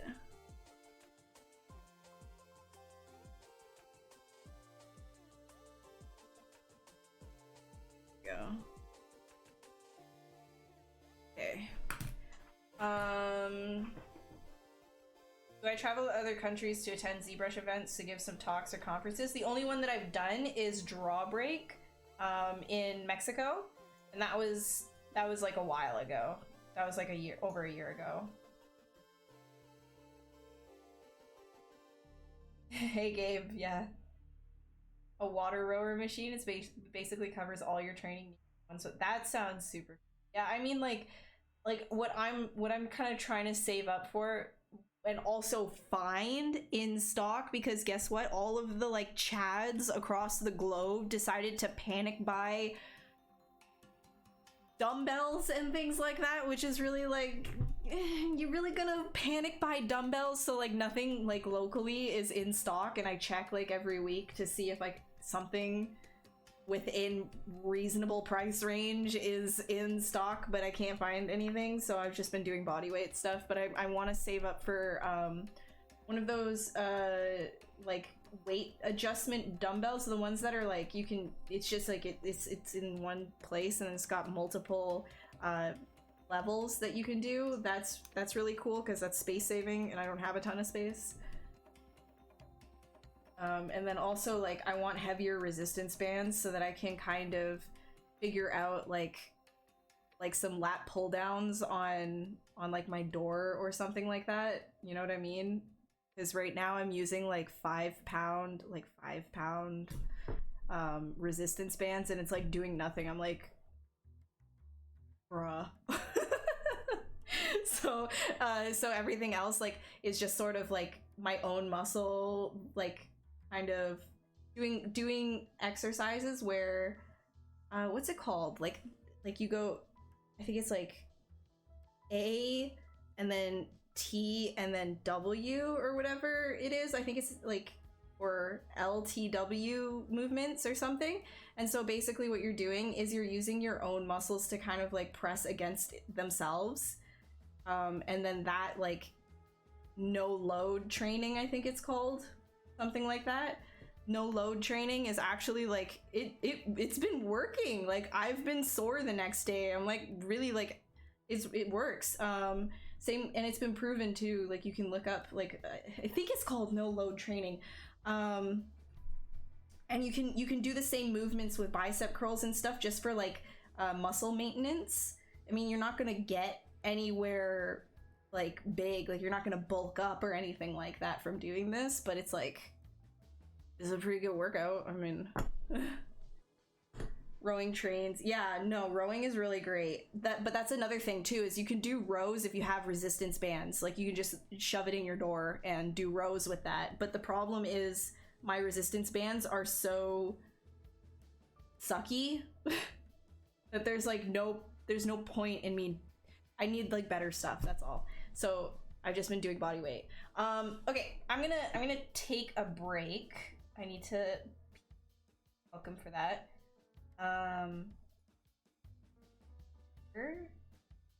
Oh, and I'll show you Monty before I go. Monty, you wanna say hi? You wanna say hi? Come here. Come over here. Come here. Come here. Huh? There he is.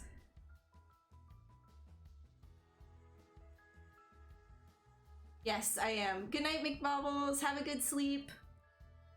This is the Monty's. He's my workout buddy. He's my little partner. He's also my nap buddy, aren't you? Yes, you get all the good naps. He's my thick boy.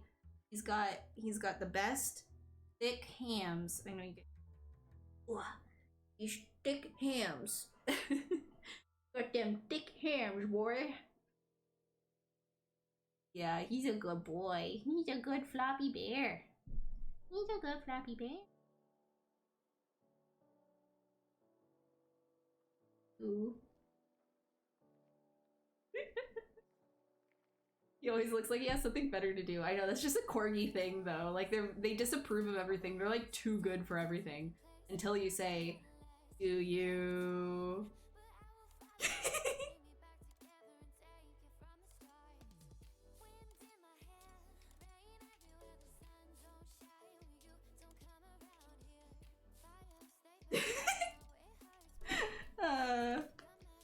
You want him to do the boop? Okay. Hey, bud. Yeah. Wow. He just sees that. He sees me do the okay sign, and he just immediately shoves his nose wherever it is. I don't even have to say it. He just does it. Good boy.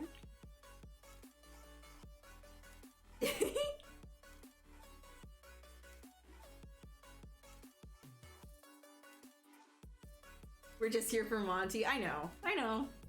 Giving the people what they want. He's got so much neck fluff too. Look at all this, like, oh, it's just, oh.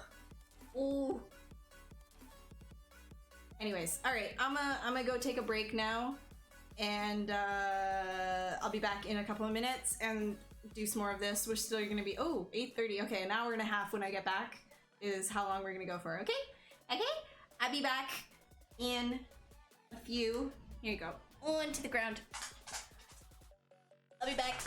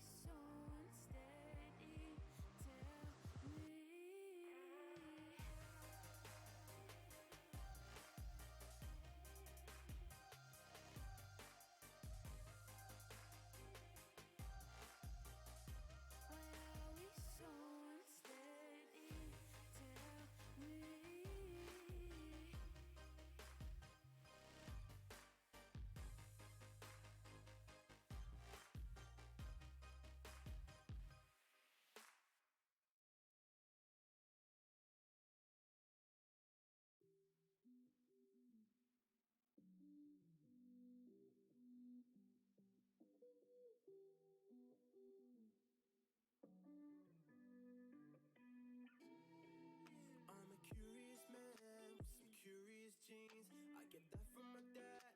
I'm not far from the tree. I feel like I'm a butterfly, sting like a beamer. I ain't features. Got my running around, my head in the clouds. Been lost and then found. When they woke up and frowned, tell myself I'm the man. I was right to be left. Now I'm back to myself. Who am I to keep on? Okie dokie, hello, I'm back.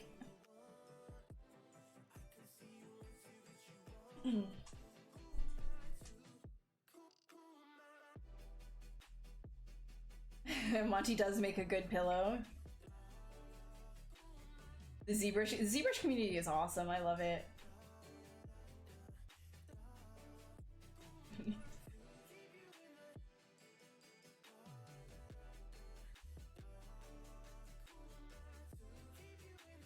That's awesome. That's so cool. Everybody is amazing in this. Well, I mean, I'm not gonna say everybody because seen the people on 10K. Some of them are just kind of dicks, but you know, for the most part, everyone is amazing. All right, so I think with this stuff, what I'm gonna do is I'm gonna start merging all of it together.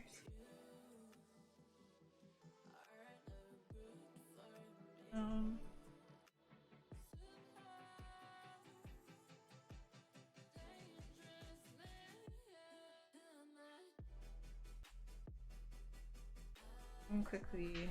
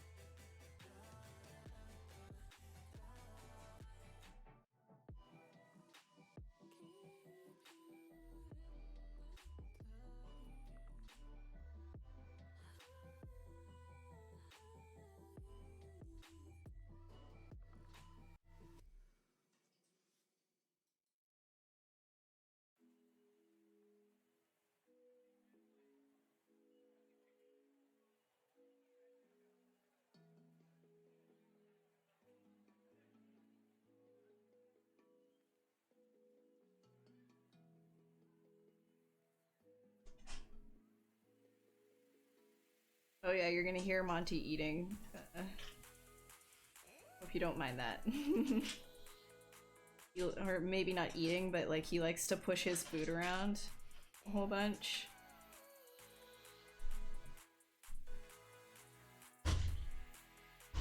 Smash it into the door, for example. Why? Beats me. Instead of eating his food, he would rather do what you're hearing in the background.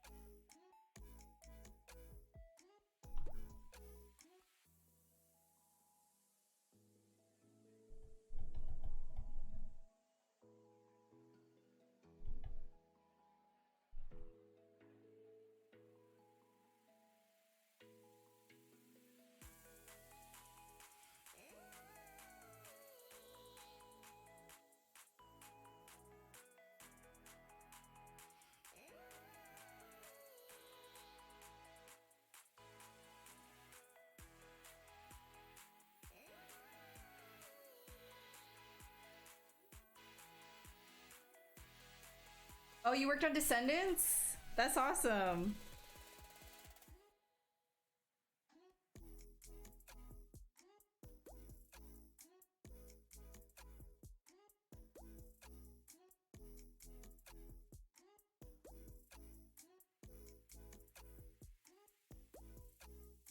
Sorry, I'm like barely like keeping up with what you guys are talking about.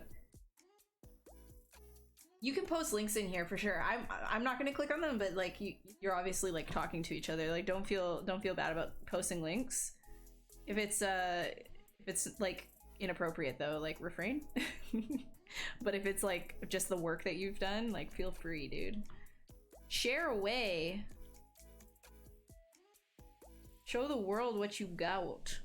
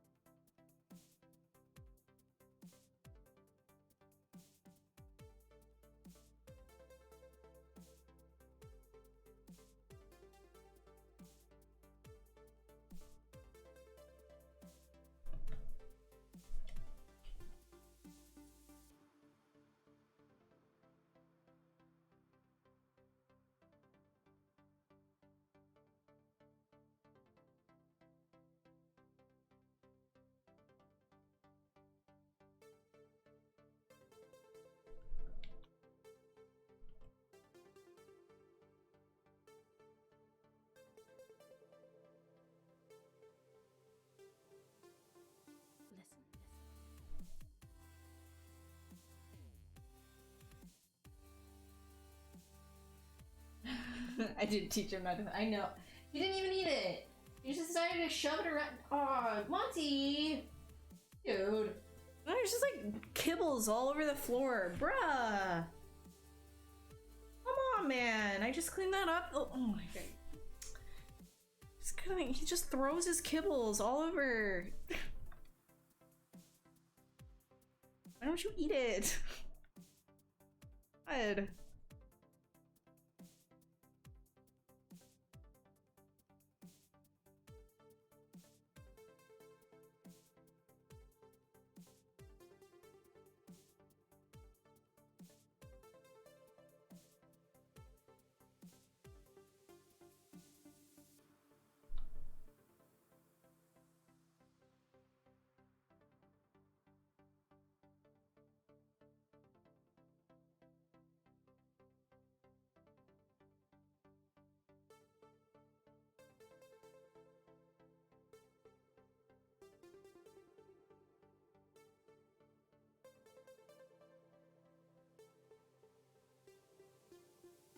Eugene Tuna, that's a great name. Hello, Michelle. Hello, hello. After you won those awards, you had nothing to prove anymore, so you make board games. Hey, dude, that's awesome, though. The floor is good enough to eat off of. I know I do clean it quite frequently, but he doesn't eat it off the ground. He just puts it there, and it's just like he's literally like, oh my god. Oh, I wish I could show you what his face looks like underneath my desk looking up at me. He's proud of himself. I'm not gonna eat my food. Hey, you're gonna give me that tripe instead. Hey, I'm gonna eat cheese for the rest of my life instead of this nutritious kibbles. No, I'm gonna wait. I'm gonna wait until you give me treats and only treats. I only want treats, Mom. I only want treats. Too bad for you, you spoiled. And starve. He'll end up eating eventually, but it's just like, god dang.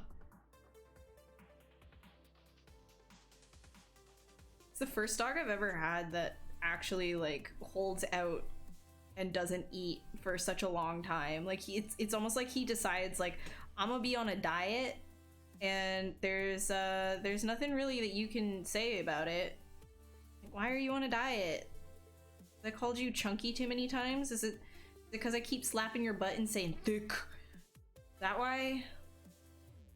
Why did I do this to you? Is it my fault? My bad, Mom. Oh. Why?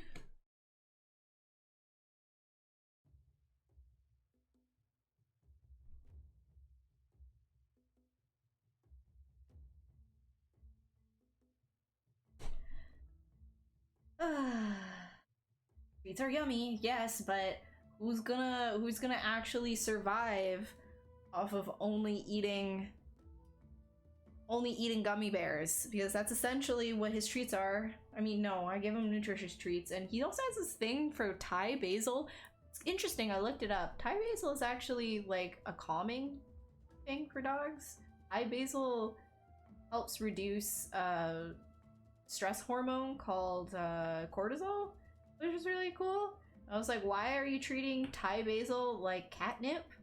Because if I have a Thai basil plant that I've been growing, and the first time I cut part of the Thai basil plant to like start like putting it in my pasta and stuff, and like curries and things, it makes like a really big, like it's a really strong smell, right? Like as soon as you cut it. And he started like heaving, but like in the way that he wanted it. Like he was like, oh, that smells so good. I was like, what's wrong? Like literally, like what's wrong with you, dog? What is actually wrong with you? And so I let him have some of it after Googling, making sure it was okay. I let him have some of it, and he just went ape over it. He was throwing it around, and he was like rubbing in it, and like I was like, honestly, it's like, what? Why is this catnip to you? Why is this dog nip? This is so weird. So Thai basil, if your dog likes veggies, mine loves veggies. I don't know.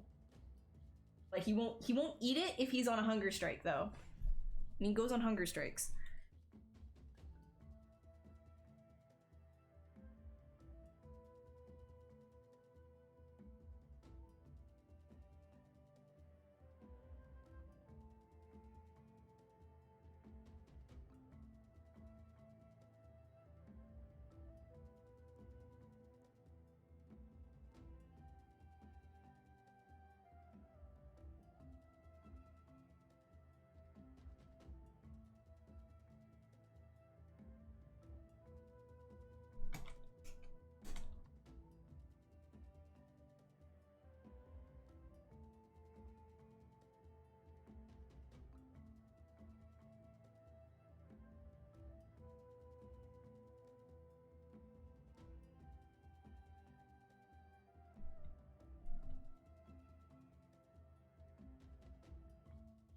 You're trying to draw on Twitch too. You don't know how to record your screen yet. Oh, you could get OBS.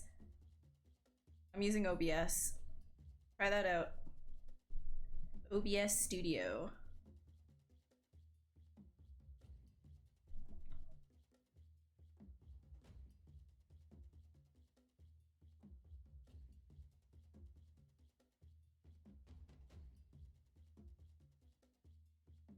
In German, we write it Thai basilicum.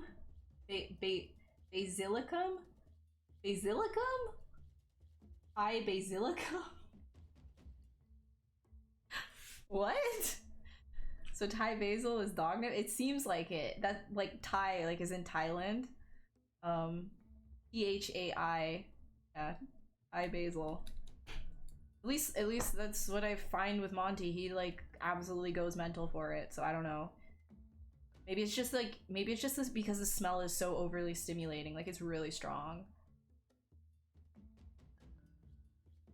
You eat that a lot? Yeah, it's supposed to have some sort of a calming effect. Like it kind of cancels out a bit of like cortisol, which is a stress hormone, so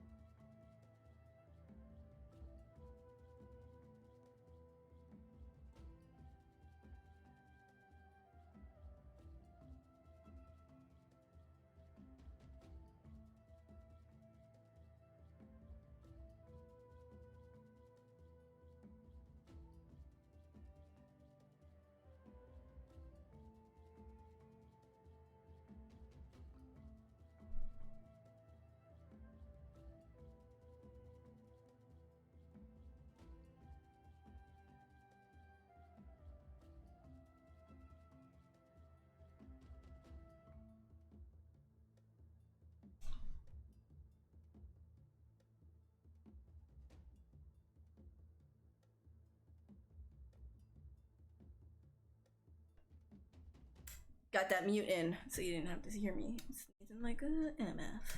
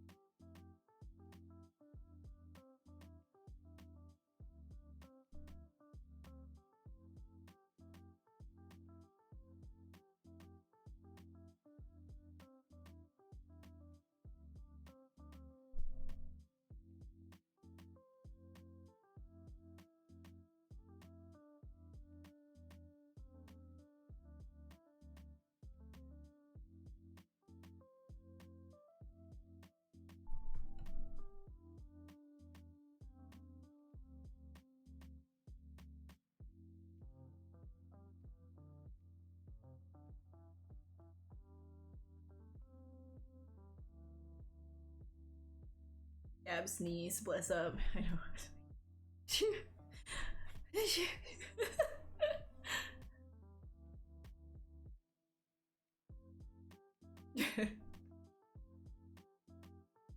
Oh my god, me.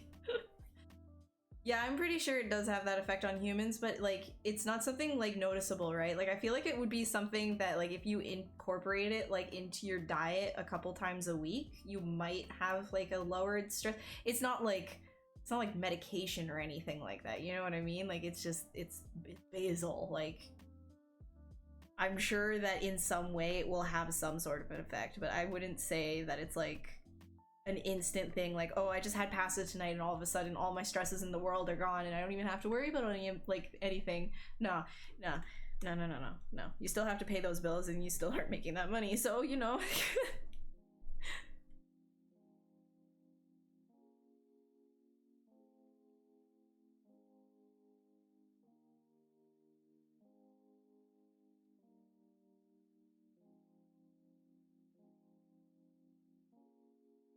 No, I wasn't.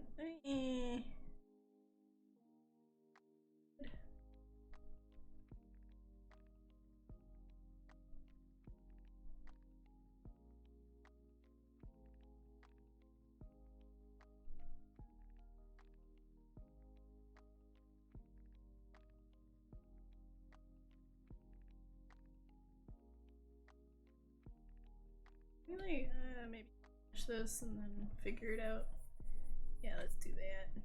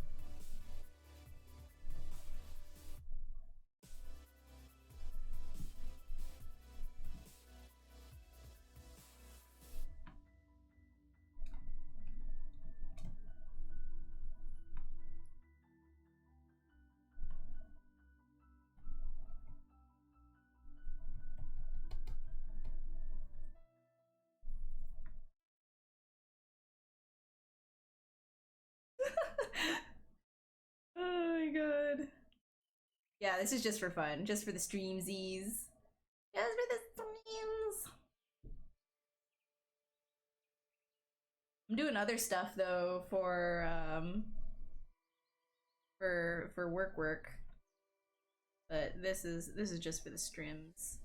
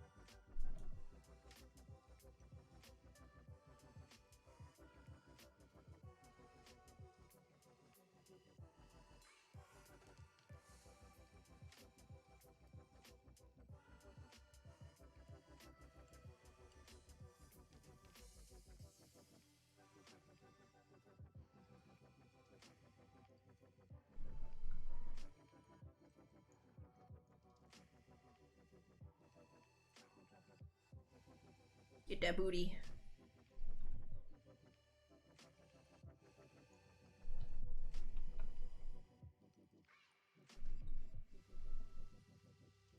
And let's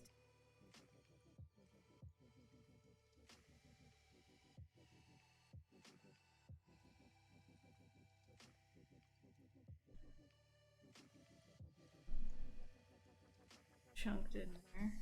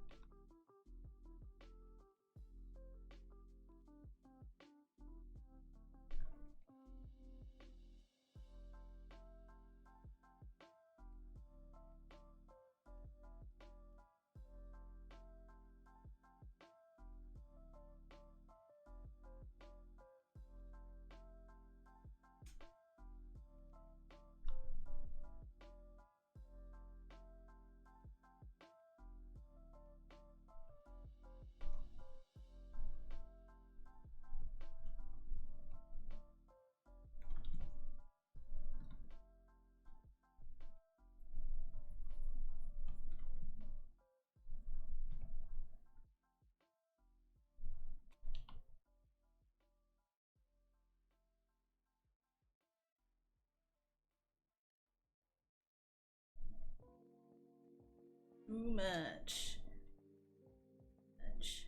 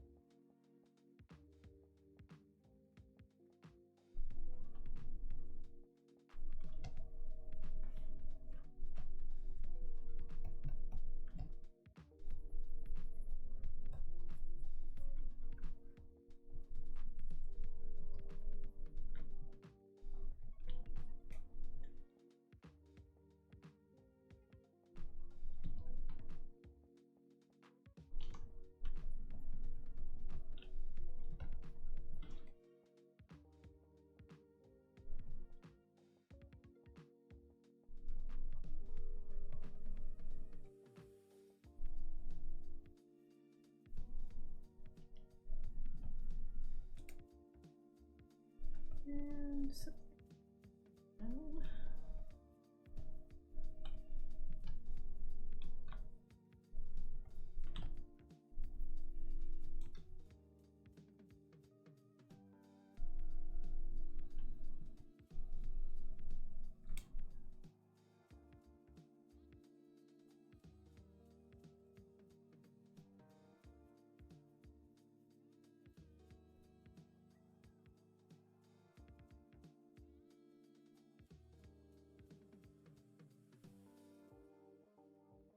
get that.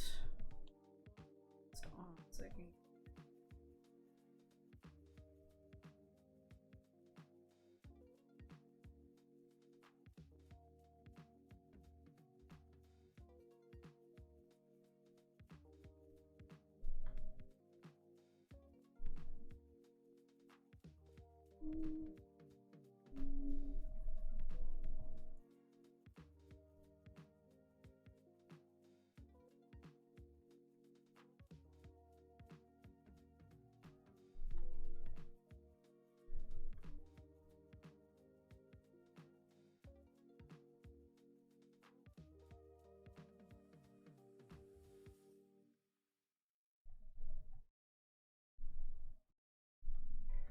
I'm trying to like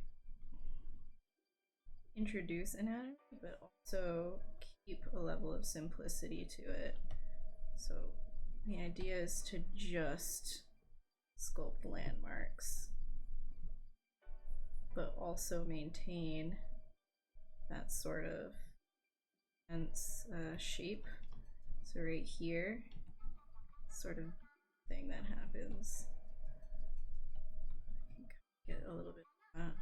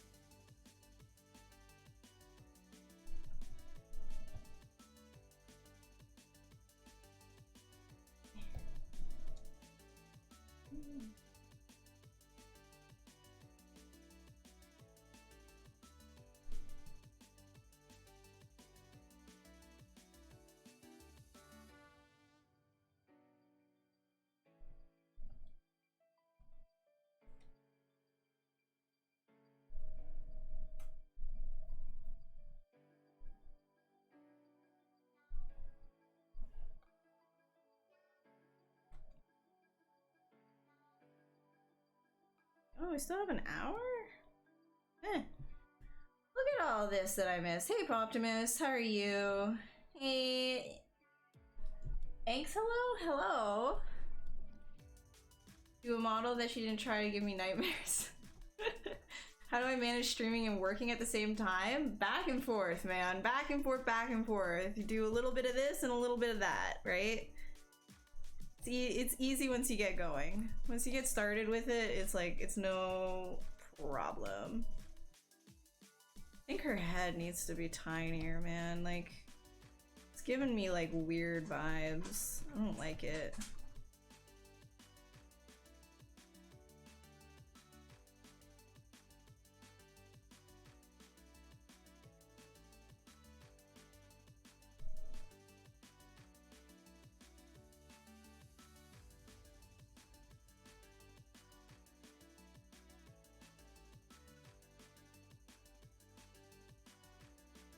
A little less awful.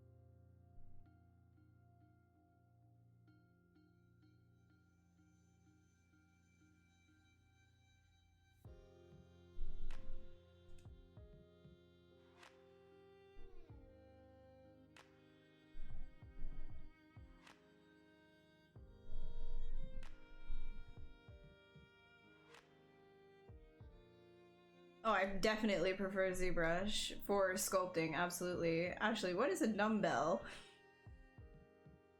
Dumbbell is a weight. Or you could also refer to me as a dumbbell.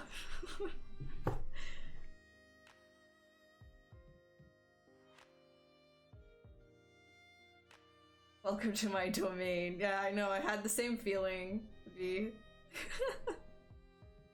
Nothing, honestly, nothing has changed for me for quarantine other than, like, I can't go out for, like, dinner once a week that I used to be doing. Past that, it's like, everything feels the same. So, I'm still just as much of a shut-in as I ever was.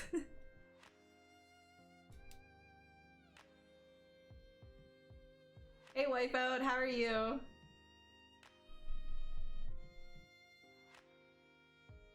It's funny, humanity has spent countless years making inside perfect. We don't even leave the house, but now that everybody has been told to, yeah, no, I know. Well, it just hits different. I don't know. Like, someone telling you not to, you're just like, hold up, hold up, hold up, hold up.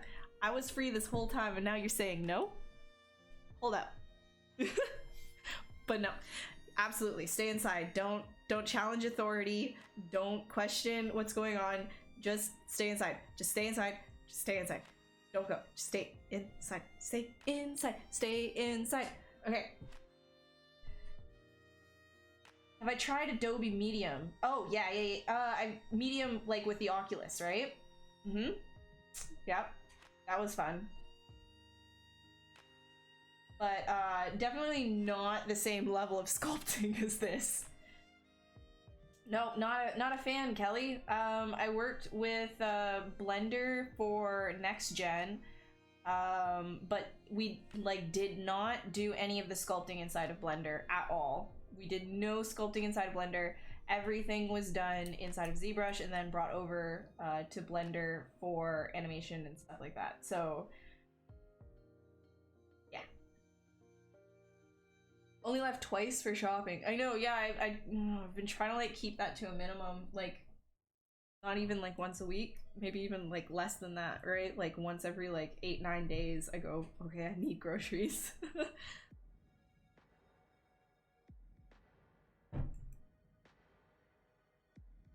But I mean, I still walk my dog, but keep my distance from everyone. So many people outside. Actually, in the parks in Montreal, I've been seeing a lot of police in different parts of Montreal. There's just been like police kind of like positioned all throughout the parks to yell at people who are who are not keeping their distance from others.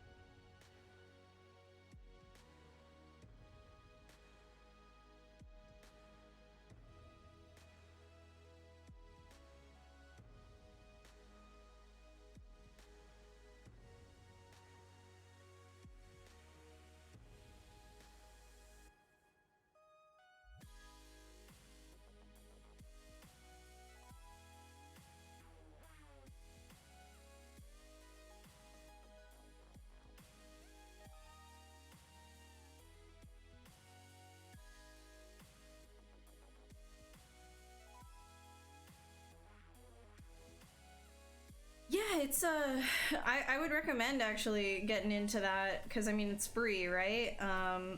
Maya or like other 3D packages, like if you know one, you technically will like know all of them in a sense. Like if you have skills in one, you can transfer it to the others. The one thing that you should know about Blender though is that I mean it's different. It's a little different now. Like when I was using it, I had to kind of switch over all my keys to something a little bit more Maya friendly because it was really difficult to get used to the navigation first time in, especially coming from Maya and going into Blender. It was like everything was backwards. So it's kind of the outlier in that sense. Like most 3D packages kind of share the same sort of navigation tools, like the same sort of like ideology behind it, whereas Blender is very much the opposite guy, you know? And there's gonna be a lot of people that are like, no, this is how it should be and stuff like that. And I know that like it's gotten a lot better now. You can actually like change you know, the middle mouse button and stuff like that, but it used to be a lot like, ooh, man, that was hard.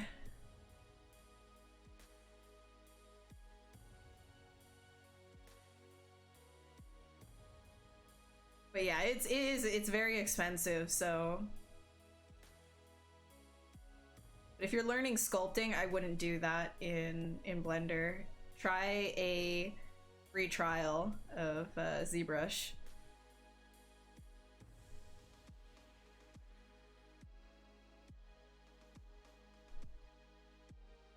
Or even get like Core or something like that. Even ZBrush Core I feel like would be better than sculpting in Blender.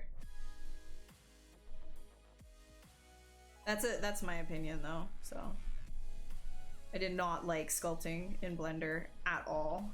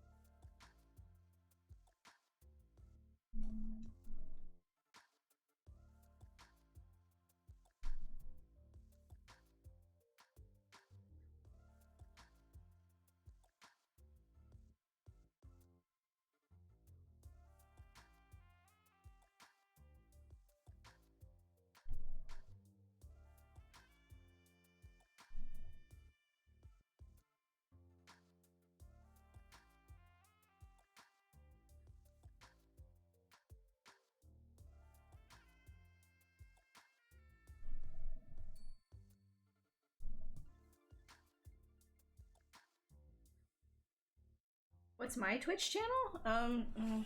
I haven't been on mine for a little while, but you can check out like past videos. Like, if I wasn't so busy, I'd come back to my channel and like stream more, but got like so much work. Which is not like a bad thing at all, by the way. I am very grateful for all this work that I have.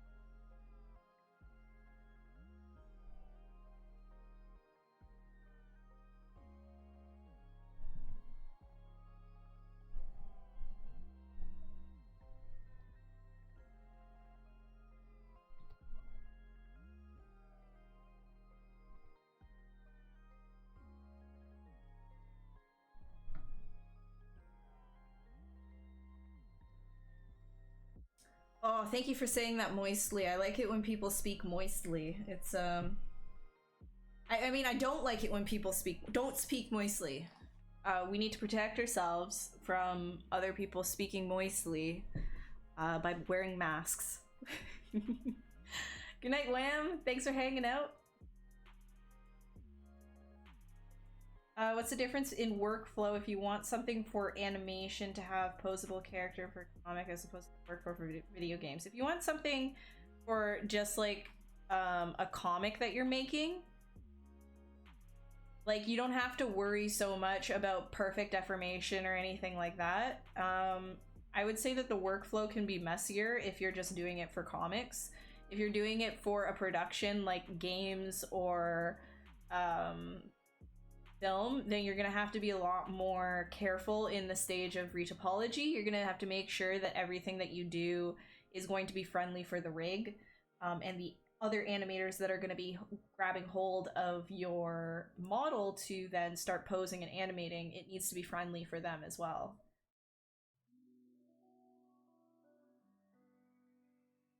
Moistly speaking. Aw, thank you. See you later, Astroth. Have a great night. Thanks for hanging out. Yeah, I'm right there with you, Roy. I really believe in this program and Pixelogic as well. I wouldn't be doing this if I didn't actually believe in like everything that they do. It really is one of your like the better programs out there, the better companies out there. If you're sculpting, might as well learn how to rig or at least know the basics. You don't need to. No, you don't need to learn rigging, but it is good, like you said, to know something of the basics. Like if you were to go through something really like just like even how to rig an arm, like if you had like just a basic arm and you kind of try to figure out how to rig that and animate it, that in itself is a challenge, and you'll start to understand why like deformation points are so important. You could even try it with a face. Facial rigging is a lot harder though than the rest of the body, but yeah, it's it'll definitely open your eyes as to why topology is so important. Say no to moist. Don't moistly speak. Wear mask.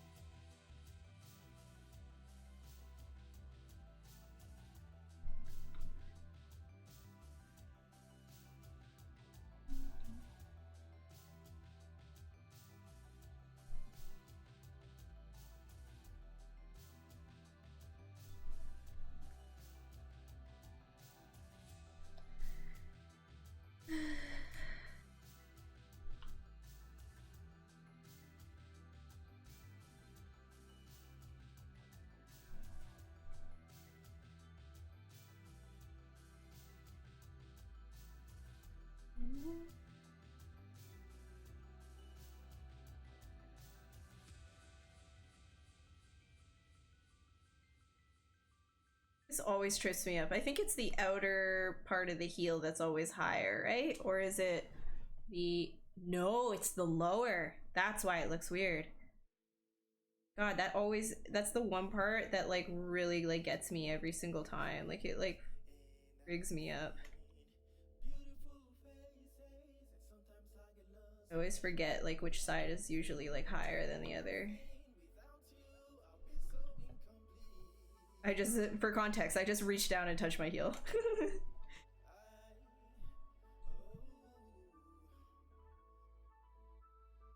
I love being a human. Instant access to anatomy references. I know, I was just like, oh yeah, okay. 78% legs. Yeah, man, you gotta exaggerate. Hell yeah. Give her them Legos. She still needs like some appeal, like another appeal pass. Like I need to work on like pushing the shapes even more. Yeah, all right. See you, Michelle. Thanks for hanging out. Like it's good to see you here. I hope that I hope you've been doing well, and I also hope that your streaming works out for you. Are you using any anatomy reference, or do you know your anatomy really well? Oh, thank you. Yeah, no. I study anatomy and everything, right? I don't really have any references up. This guy's behind my computer. I haven't been looking at him, but this is one of my go-tos. Just so you can, here, I censored him from 3dtotal.com. This is actually Eric's, but he lets me keep it at my desk. Showed you his butt. Oh no.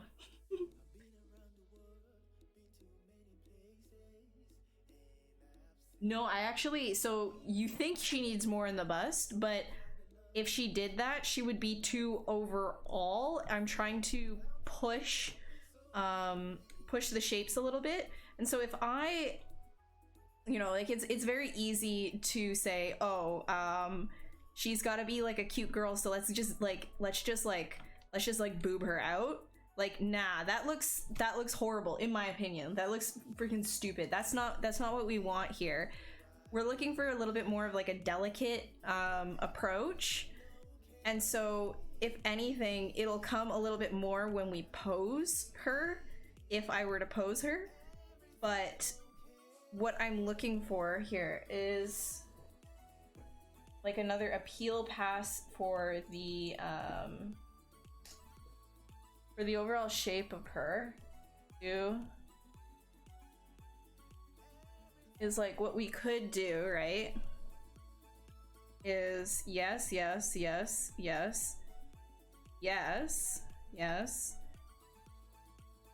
and then in.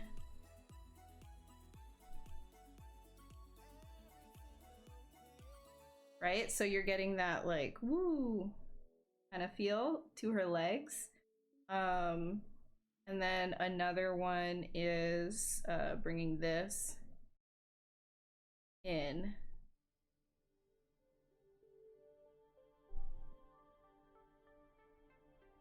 Right?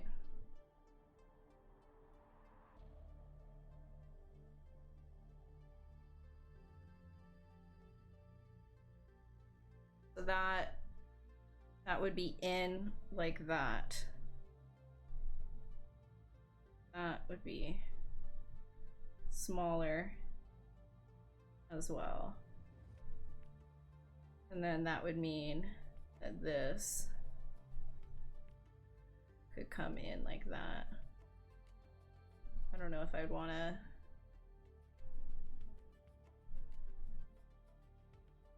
So something like that, right? Or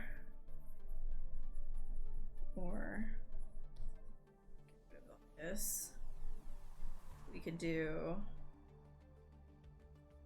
even more. So I do want to keep the hips, right? I do want to bring that out more. I do want more of this sort of exaggeration here.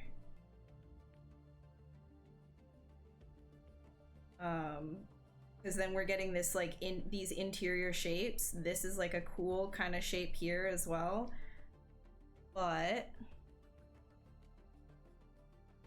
I'm thinking like this will literally just come up kind of like this, and then will come down like that.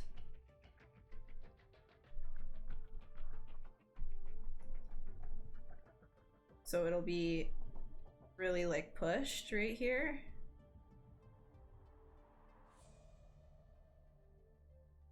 Yeah. Be more of like a bubble.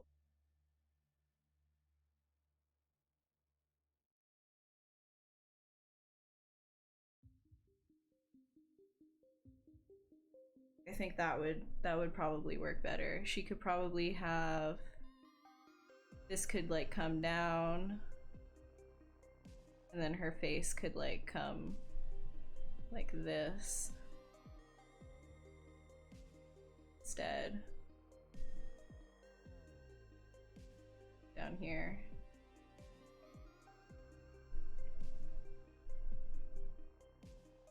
Something like that. Yeah, it's a snipping tool. Like if you have Windows, then you'll be able to just use it. Like it's super easy. Yeah, absolutely, right? Like you want to. So I find when you're sculpting stylized characters, if you want to push something, don't have like this overall uniform feeling of pushing, right? Focus on something in particular. Like for this one, I want to focus on her legs, right? Like I want to accentuate her legs. So what does accentuating her legs mean? It means pushing everything back into the background, letting it be small, letting it kind of sit back a little bit and not be the spotlight. And if that's the case, then it becomes more special even when you look at it, right? Like if everything is just like big assets, right? Like that's more of like, I'm specifically targeting a male sex appeal, you know? Like, and that's not really, in my opinion, that's not really like what you should be doing when you're doing figure studies, gesture things or anything like that. Try and really like put the effort into accentuating a certain part and focus on that as like your shining piece. What is it that you want the viewer to like look at, right? If it's everything, then there's nothing special. If it's something, then everything is special, right? That's the idea. Is it a tendency to sculpt only bust and not a full body? It's only on your mind? So you just do busts, like, you know, like head to toward like that? Because I would do full body if I were you. It's a lot more work, but I would definitely start doing full body. But it's okay if you're starting with heads, like V said. Like it's totally fine if that's like if you're just getting into this. But if you've been doing this for like a year and you're still only on like busts, I would start moving on to other parts of the body. But it's okay, like, you know, if that's part of your learning process.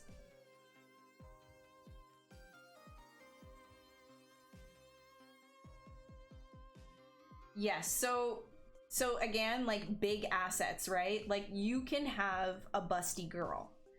That is not something I'm saying you can't have. You can have a busty girl. But what about that is special? Are you just taking, you know, something like this and then creating like a bigger chest just because we want to give it an extra bust, and like, you know, you want to give her boobs?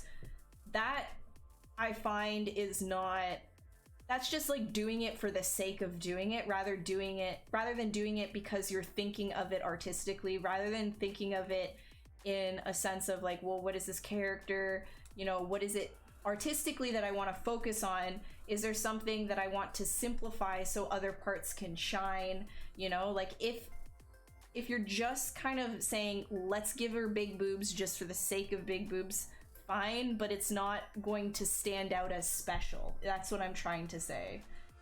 Yes, restraint. Exactly. That's the word I'm saying. Restraint in your artwork is really good. Like if you can balance that, right? Every single thing that you do in art has this sort of balance between pushing and restraint, like entropy, like chaos and calm, right? And so when you take that and put it into your art, you can get some things that look a lot more interesting than just, hey boys, look, there's boobs, you know? Like, if you want to be that kind of an artist, I have nothing against that. But if you want to think a little bit more about what you're doing, and kind of appeal to a different set of artists, like, you know, not just people that want to see big boobs, then, you know, try and think of it that way. Try and think of about balancing and focusing on a specific aspect of your character,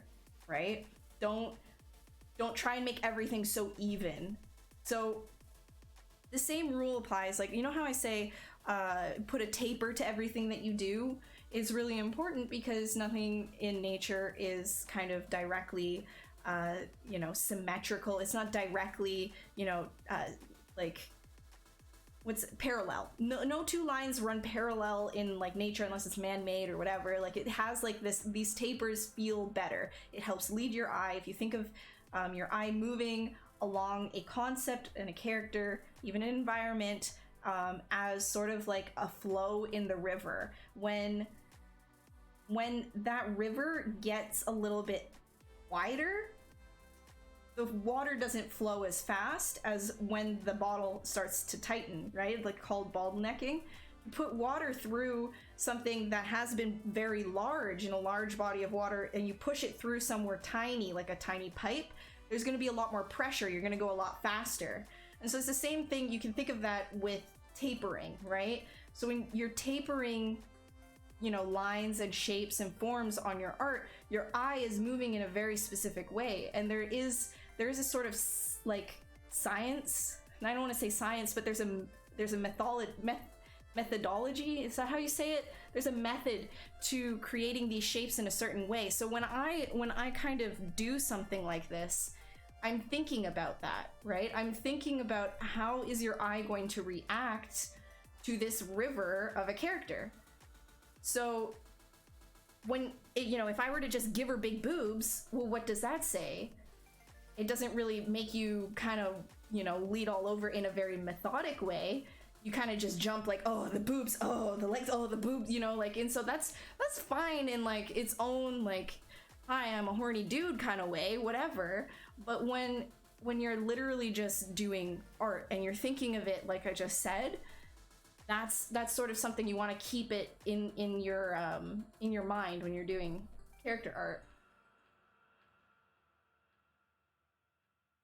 You're on your 100th day of self-learning. Congratulations. Thank you, 839.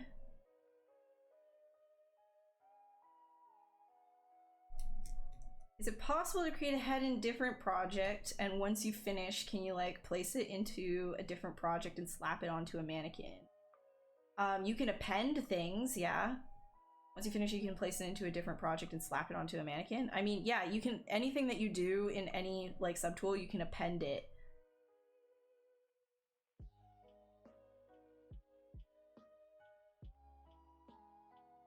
Oh, I'm glad it helped, Helco. That's great. Yeah. Well, you already think that way, then that's totally great. And just as a disclaimer, I have nothing against like, you know, modeling or drawing or anything like that for like the horny side of the internet or the horny audience. Like, I don't care. You do you, boo. Like, it's a free world, and art is not supposed to be limited or policed in any way, shape, or form. But if you're looking towards getting a different response other than like, you know, like people whipping out their meat scepters at what it is that you're doing, you know what I mean? Like, if you're looking for a little bit more of like a thoughtful response, a thoughtful emotional response from the audience, then think about it more in an artistic way rather than just like, give me that thick titty, you know what I mean? Just there. Is this a freestyle, or do you have reference? Freestyle! We just having fun, bros. Just having friends. Right. So there's that. Oh, actually, I can probably show you here what the can I show you? See, this is what the see-through is. what I was talking about earlier. So that really helps with like matching things and stuff. This is part of my workflow, so.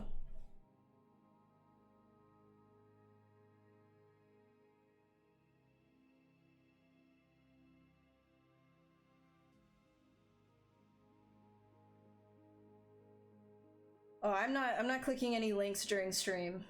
Sorry. Do I make models available for download? No, I do not. I'm sorry. Apologies.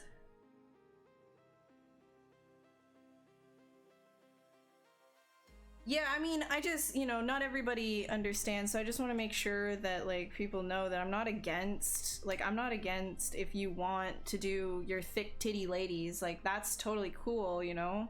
But it is definitely for a different, it's just a different audience, right? Like, yeah. I think that's why, you know, so many people get angry is they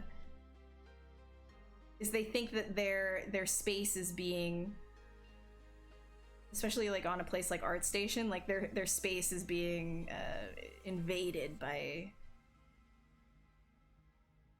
like, you know, offerings to the great meat scepter. But if that's what, you know, the majority of people want to see, then that's what the majority is that wants to see that. However, you can be a little bit more intelligent about how you create that kind of art.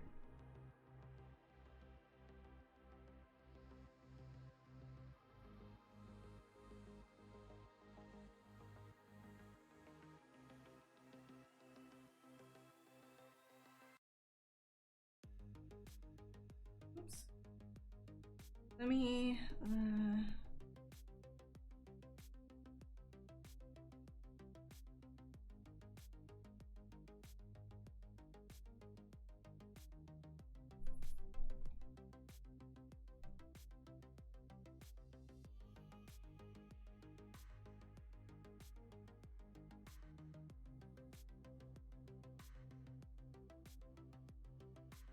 part of me wants her to just have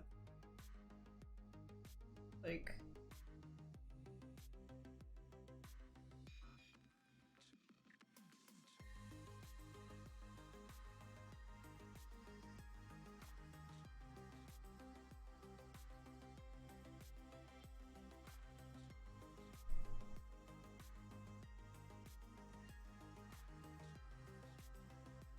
oh, let's go back. Back.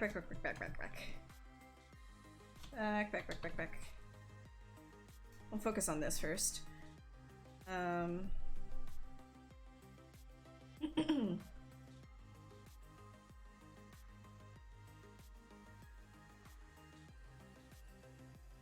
no, I'm not going all the way with this model. It was just for fun, just a break from the monsters.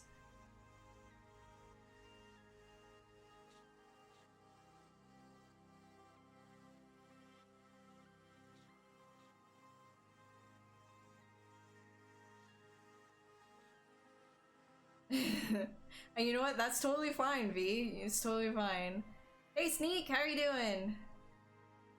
On Animal Crossing, dude, I'll put up the I'll put the ZBrush shirt that I made in Animal Crossing up on Twitter. I just got the Able Sisters today. Like, I literally just got them today. In Cyberpunk? Yeah, that would be kind of cool.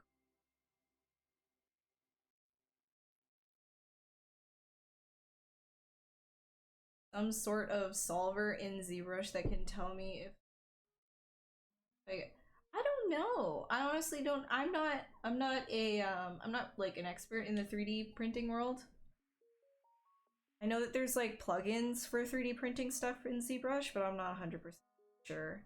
Is it a new hair color? No, this is my natural hair. Why always monsters? Because I love monsters. Don't you love monsters?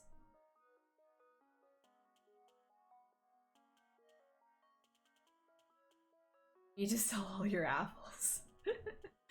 Oh, dude, I have Pear Island, okay? The game hates me, man. Also, everybody on my island, I swear to God, they're part of Jersey Shore.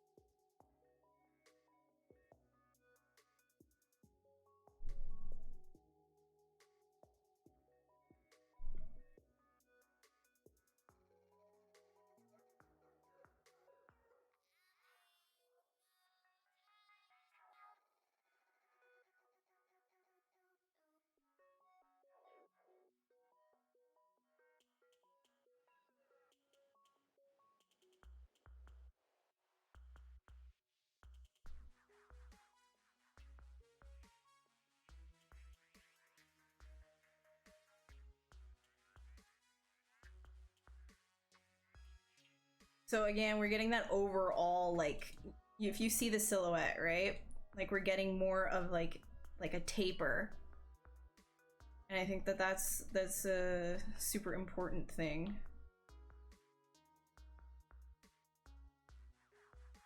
It's like...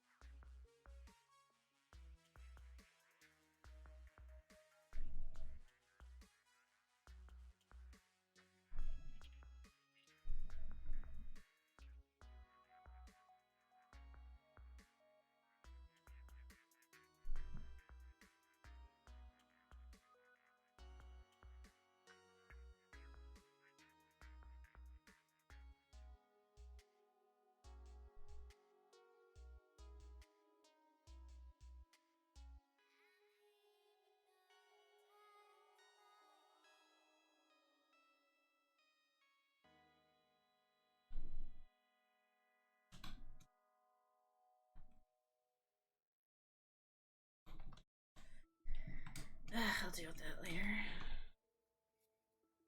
I don't have a lot of time, huh?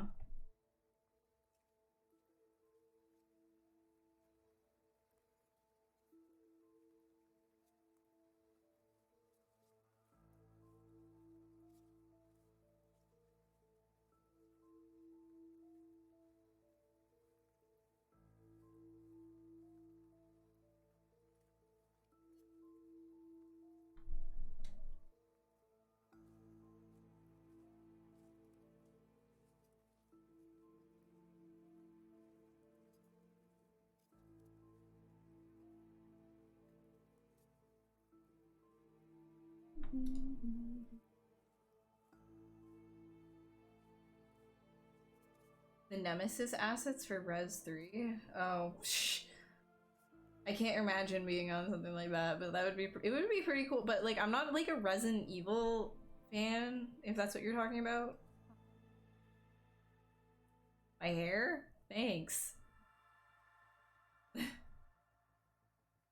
have an ArtStation page? Yeah, it's ArtStation, you look up A cubed. Yeah, it's all good. Hair sheet. Oh, actually, yeah, that's true. This is, she's a pear girl. Hey, here, I'll just like copy paste my stuff and there you go.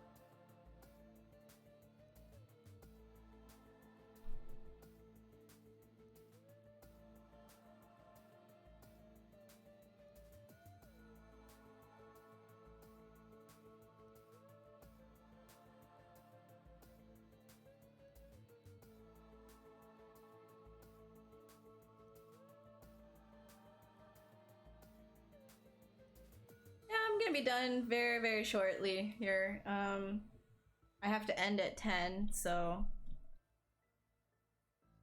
we're almost done.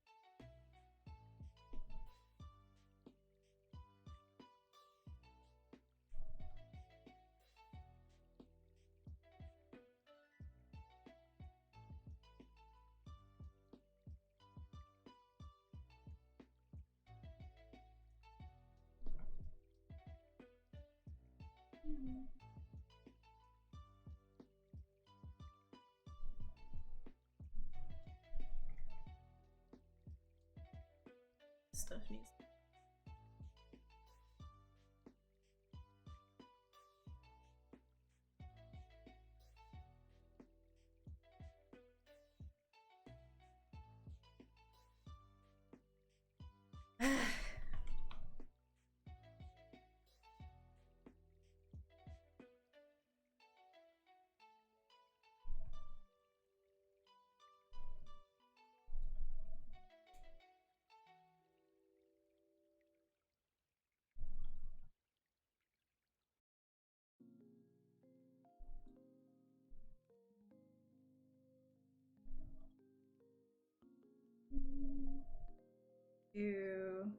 I'm about to stop here in a second and just do some fills.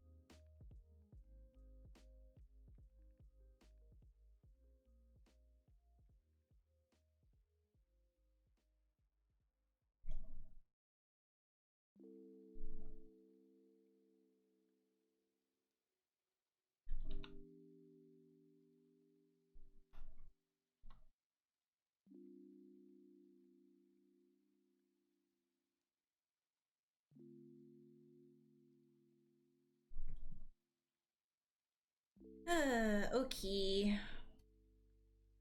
That's that. Whatever. That was fun. Into the trash you go. All right. Thanks guys for hanging out. Let me answer all these things quick. Learning drawing sculpting. Should you learn to make individual assets of the environment, subject, or the first? I would focus on individual things first because giant things are made up of individual things, and if you don't know how to make the individual thing, then you won't know how to make the big thing. What's my favorite Overwatch character? Oh god, I don't know. Oh. I like Widow. I like Reaper because he's just like he's so like he's just like a 5-year-old on an Xbox, you know? Like good night, Airdom. What do I do for sculpting on limbs that gets really together, like those legs? Are they separate subtools or you just mask? Yeah, I just mask.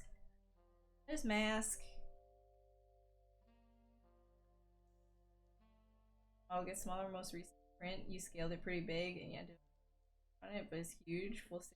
Wow, that's it. That's a big one. Young Brigette. Oh yeah, I guess kind of right. I think it's the hair. Thank you so much, guys. All right. I'll drop my stuff in the comments one more time, and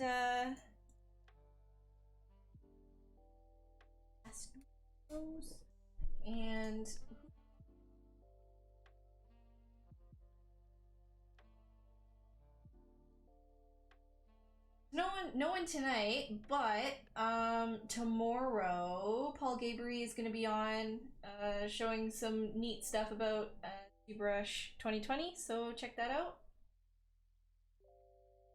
And if you want to try ZBrush and you haven't already, they do have a 30-day free trial available for 2020, so check that out. And thanks for hanging out. I hope I'll see you guys in the next one. I think I'm gonna be streaming next week, so probably back to Monster. All right, see you guys. Thanks for hanging. Bye-bye. Wait, actually, I didn't do this. For shame. What is wrong with me? For shame. Here. Oh my gosh, I almost forgot to do this. Actual for shame.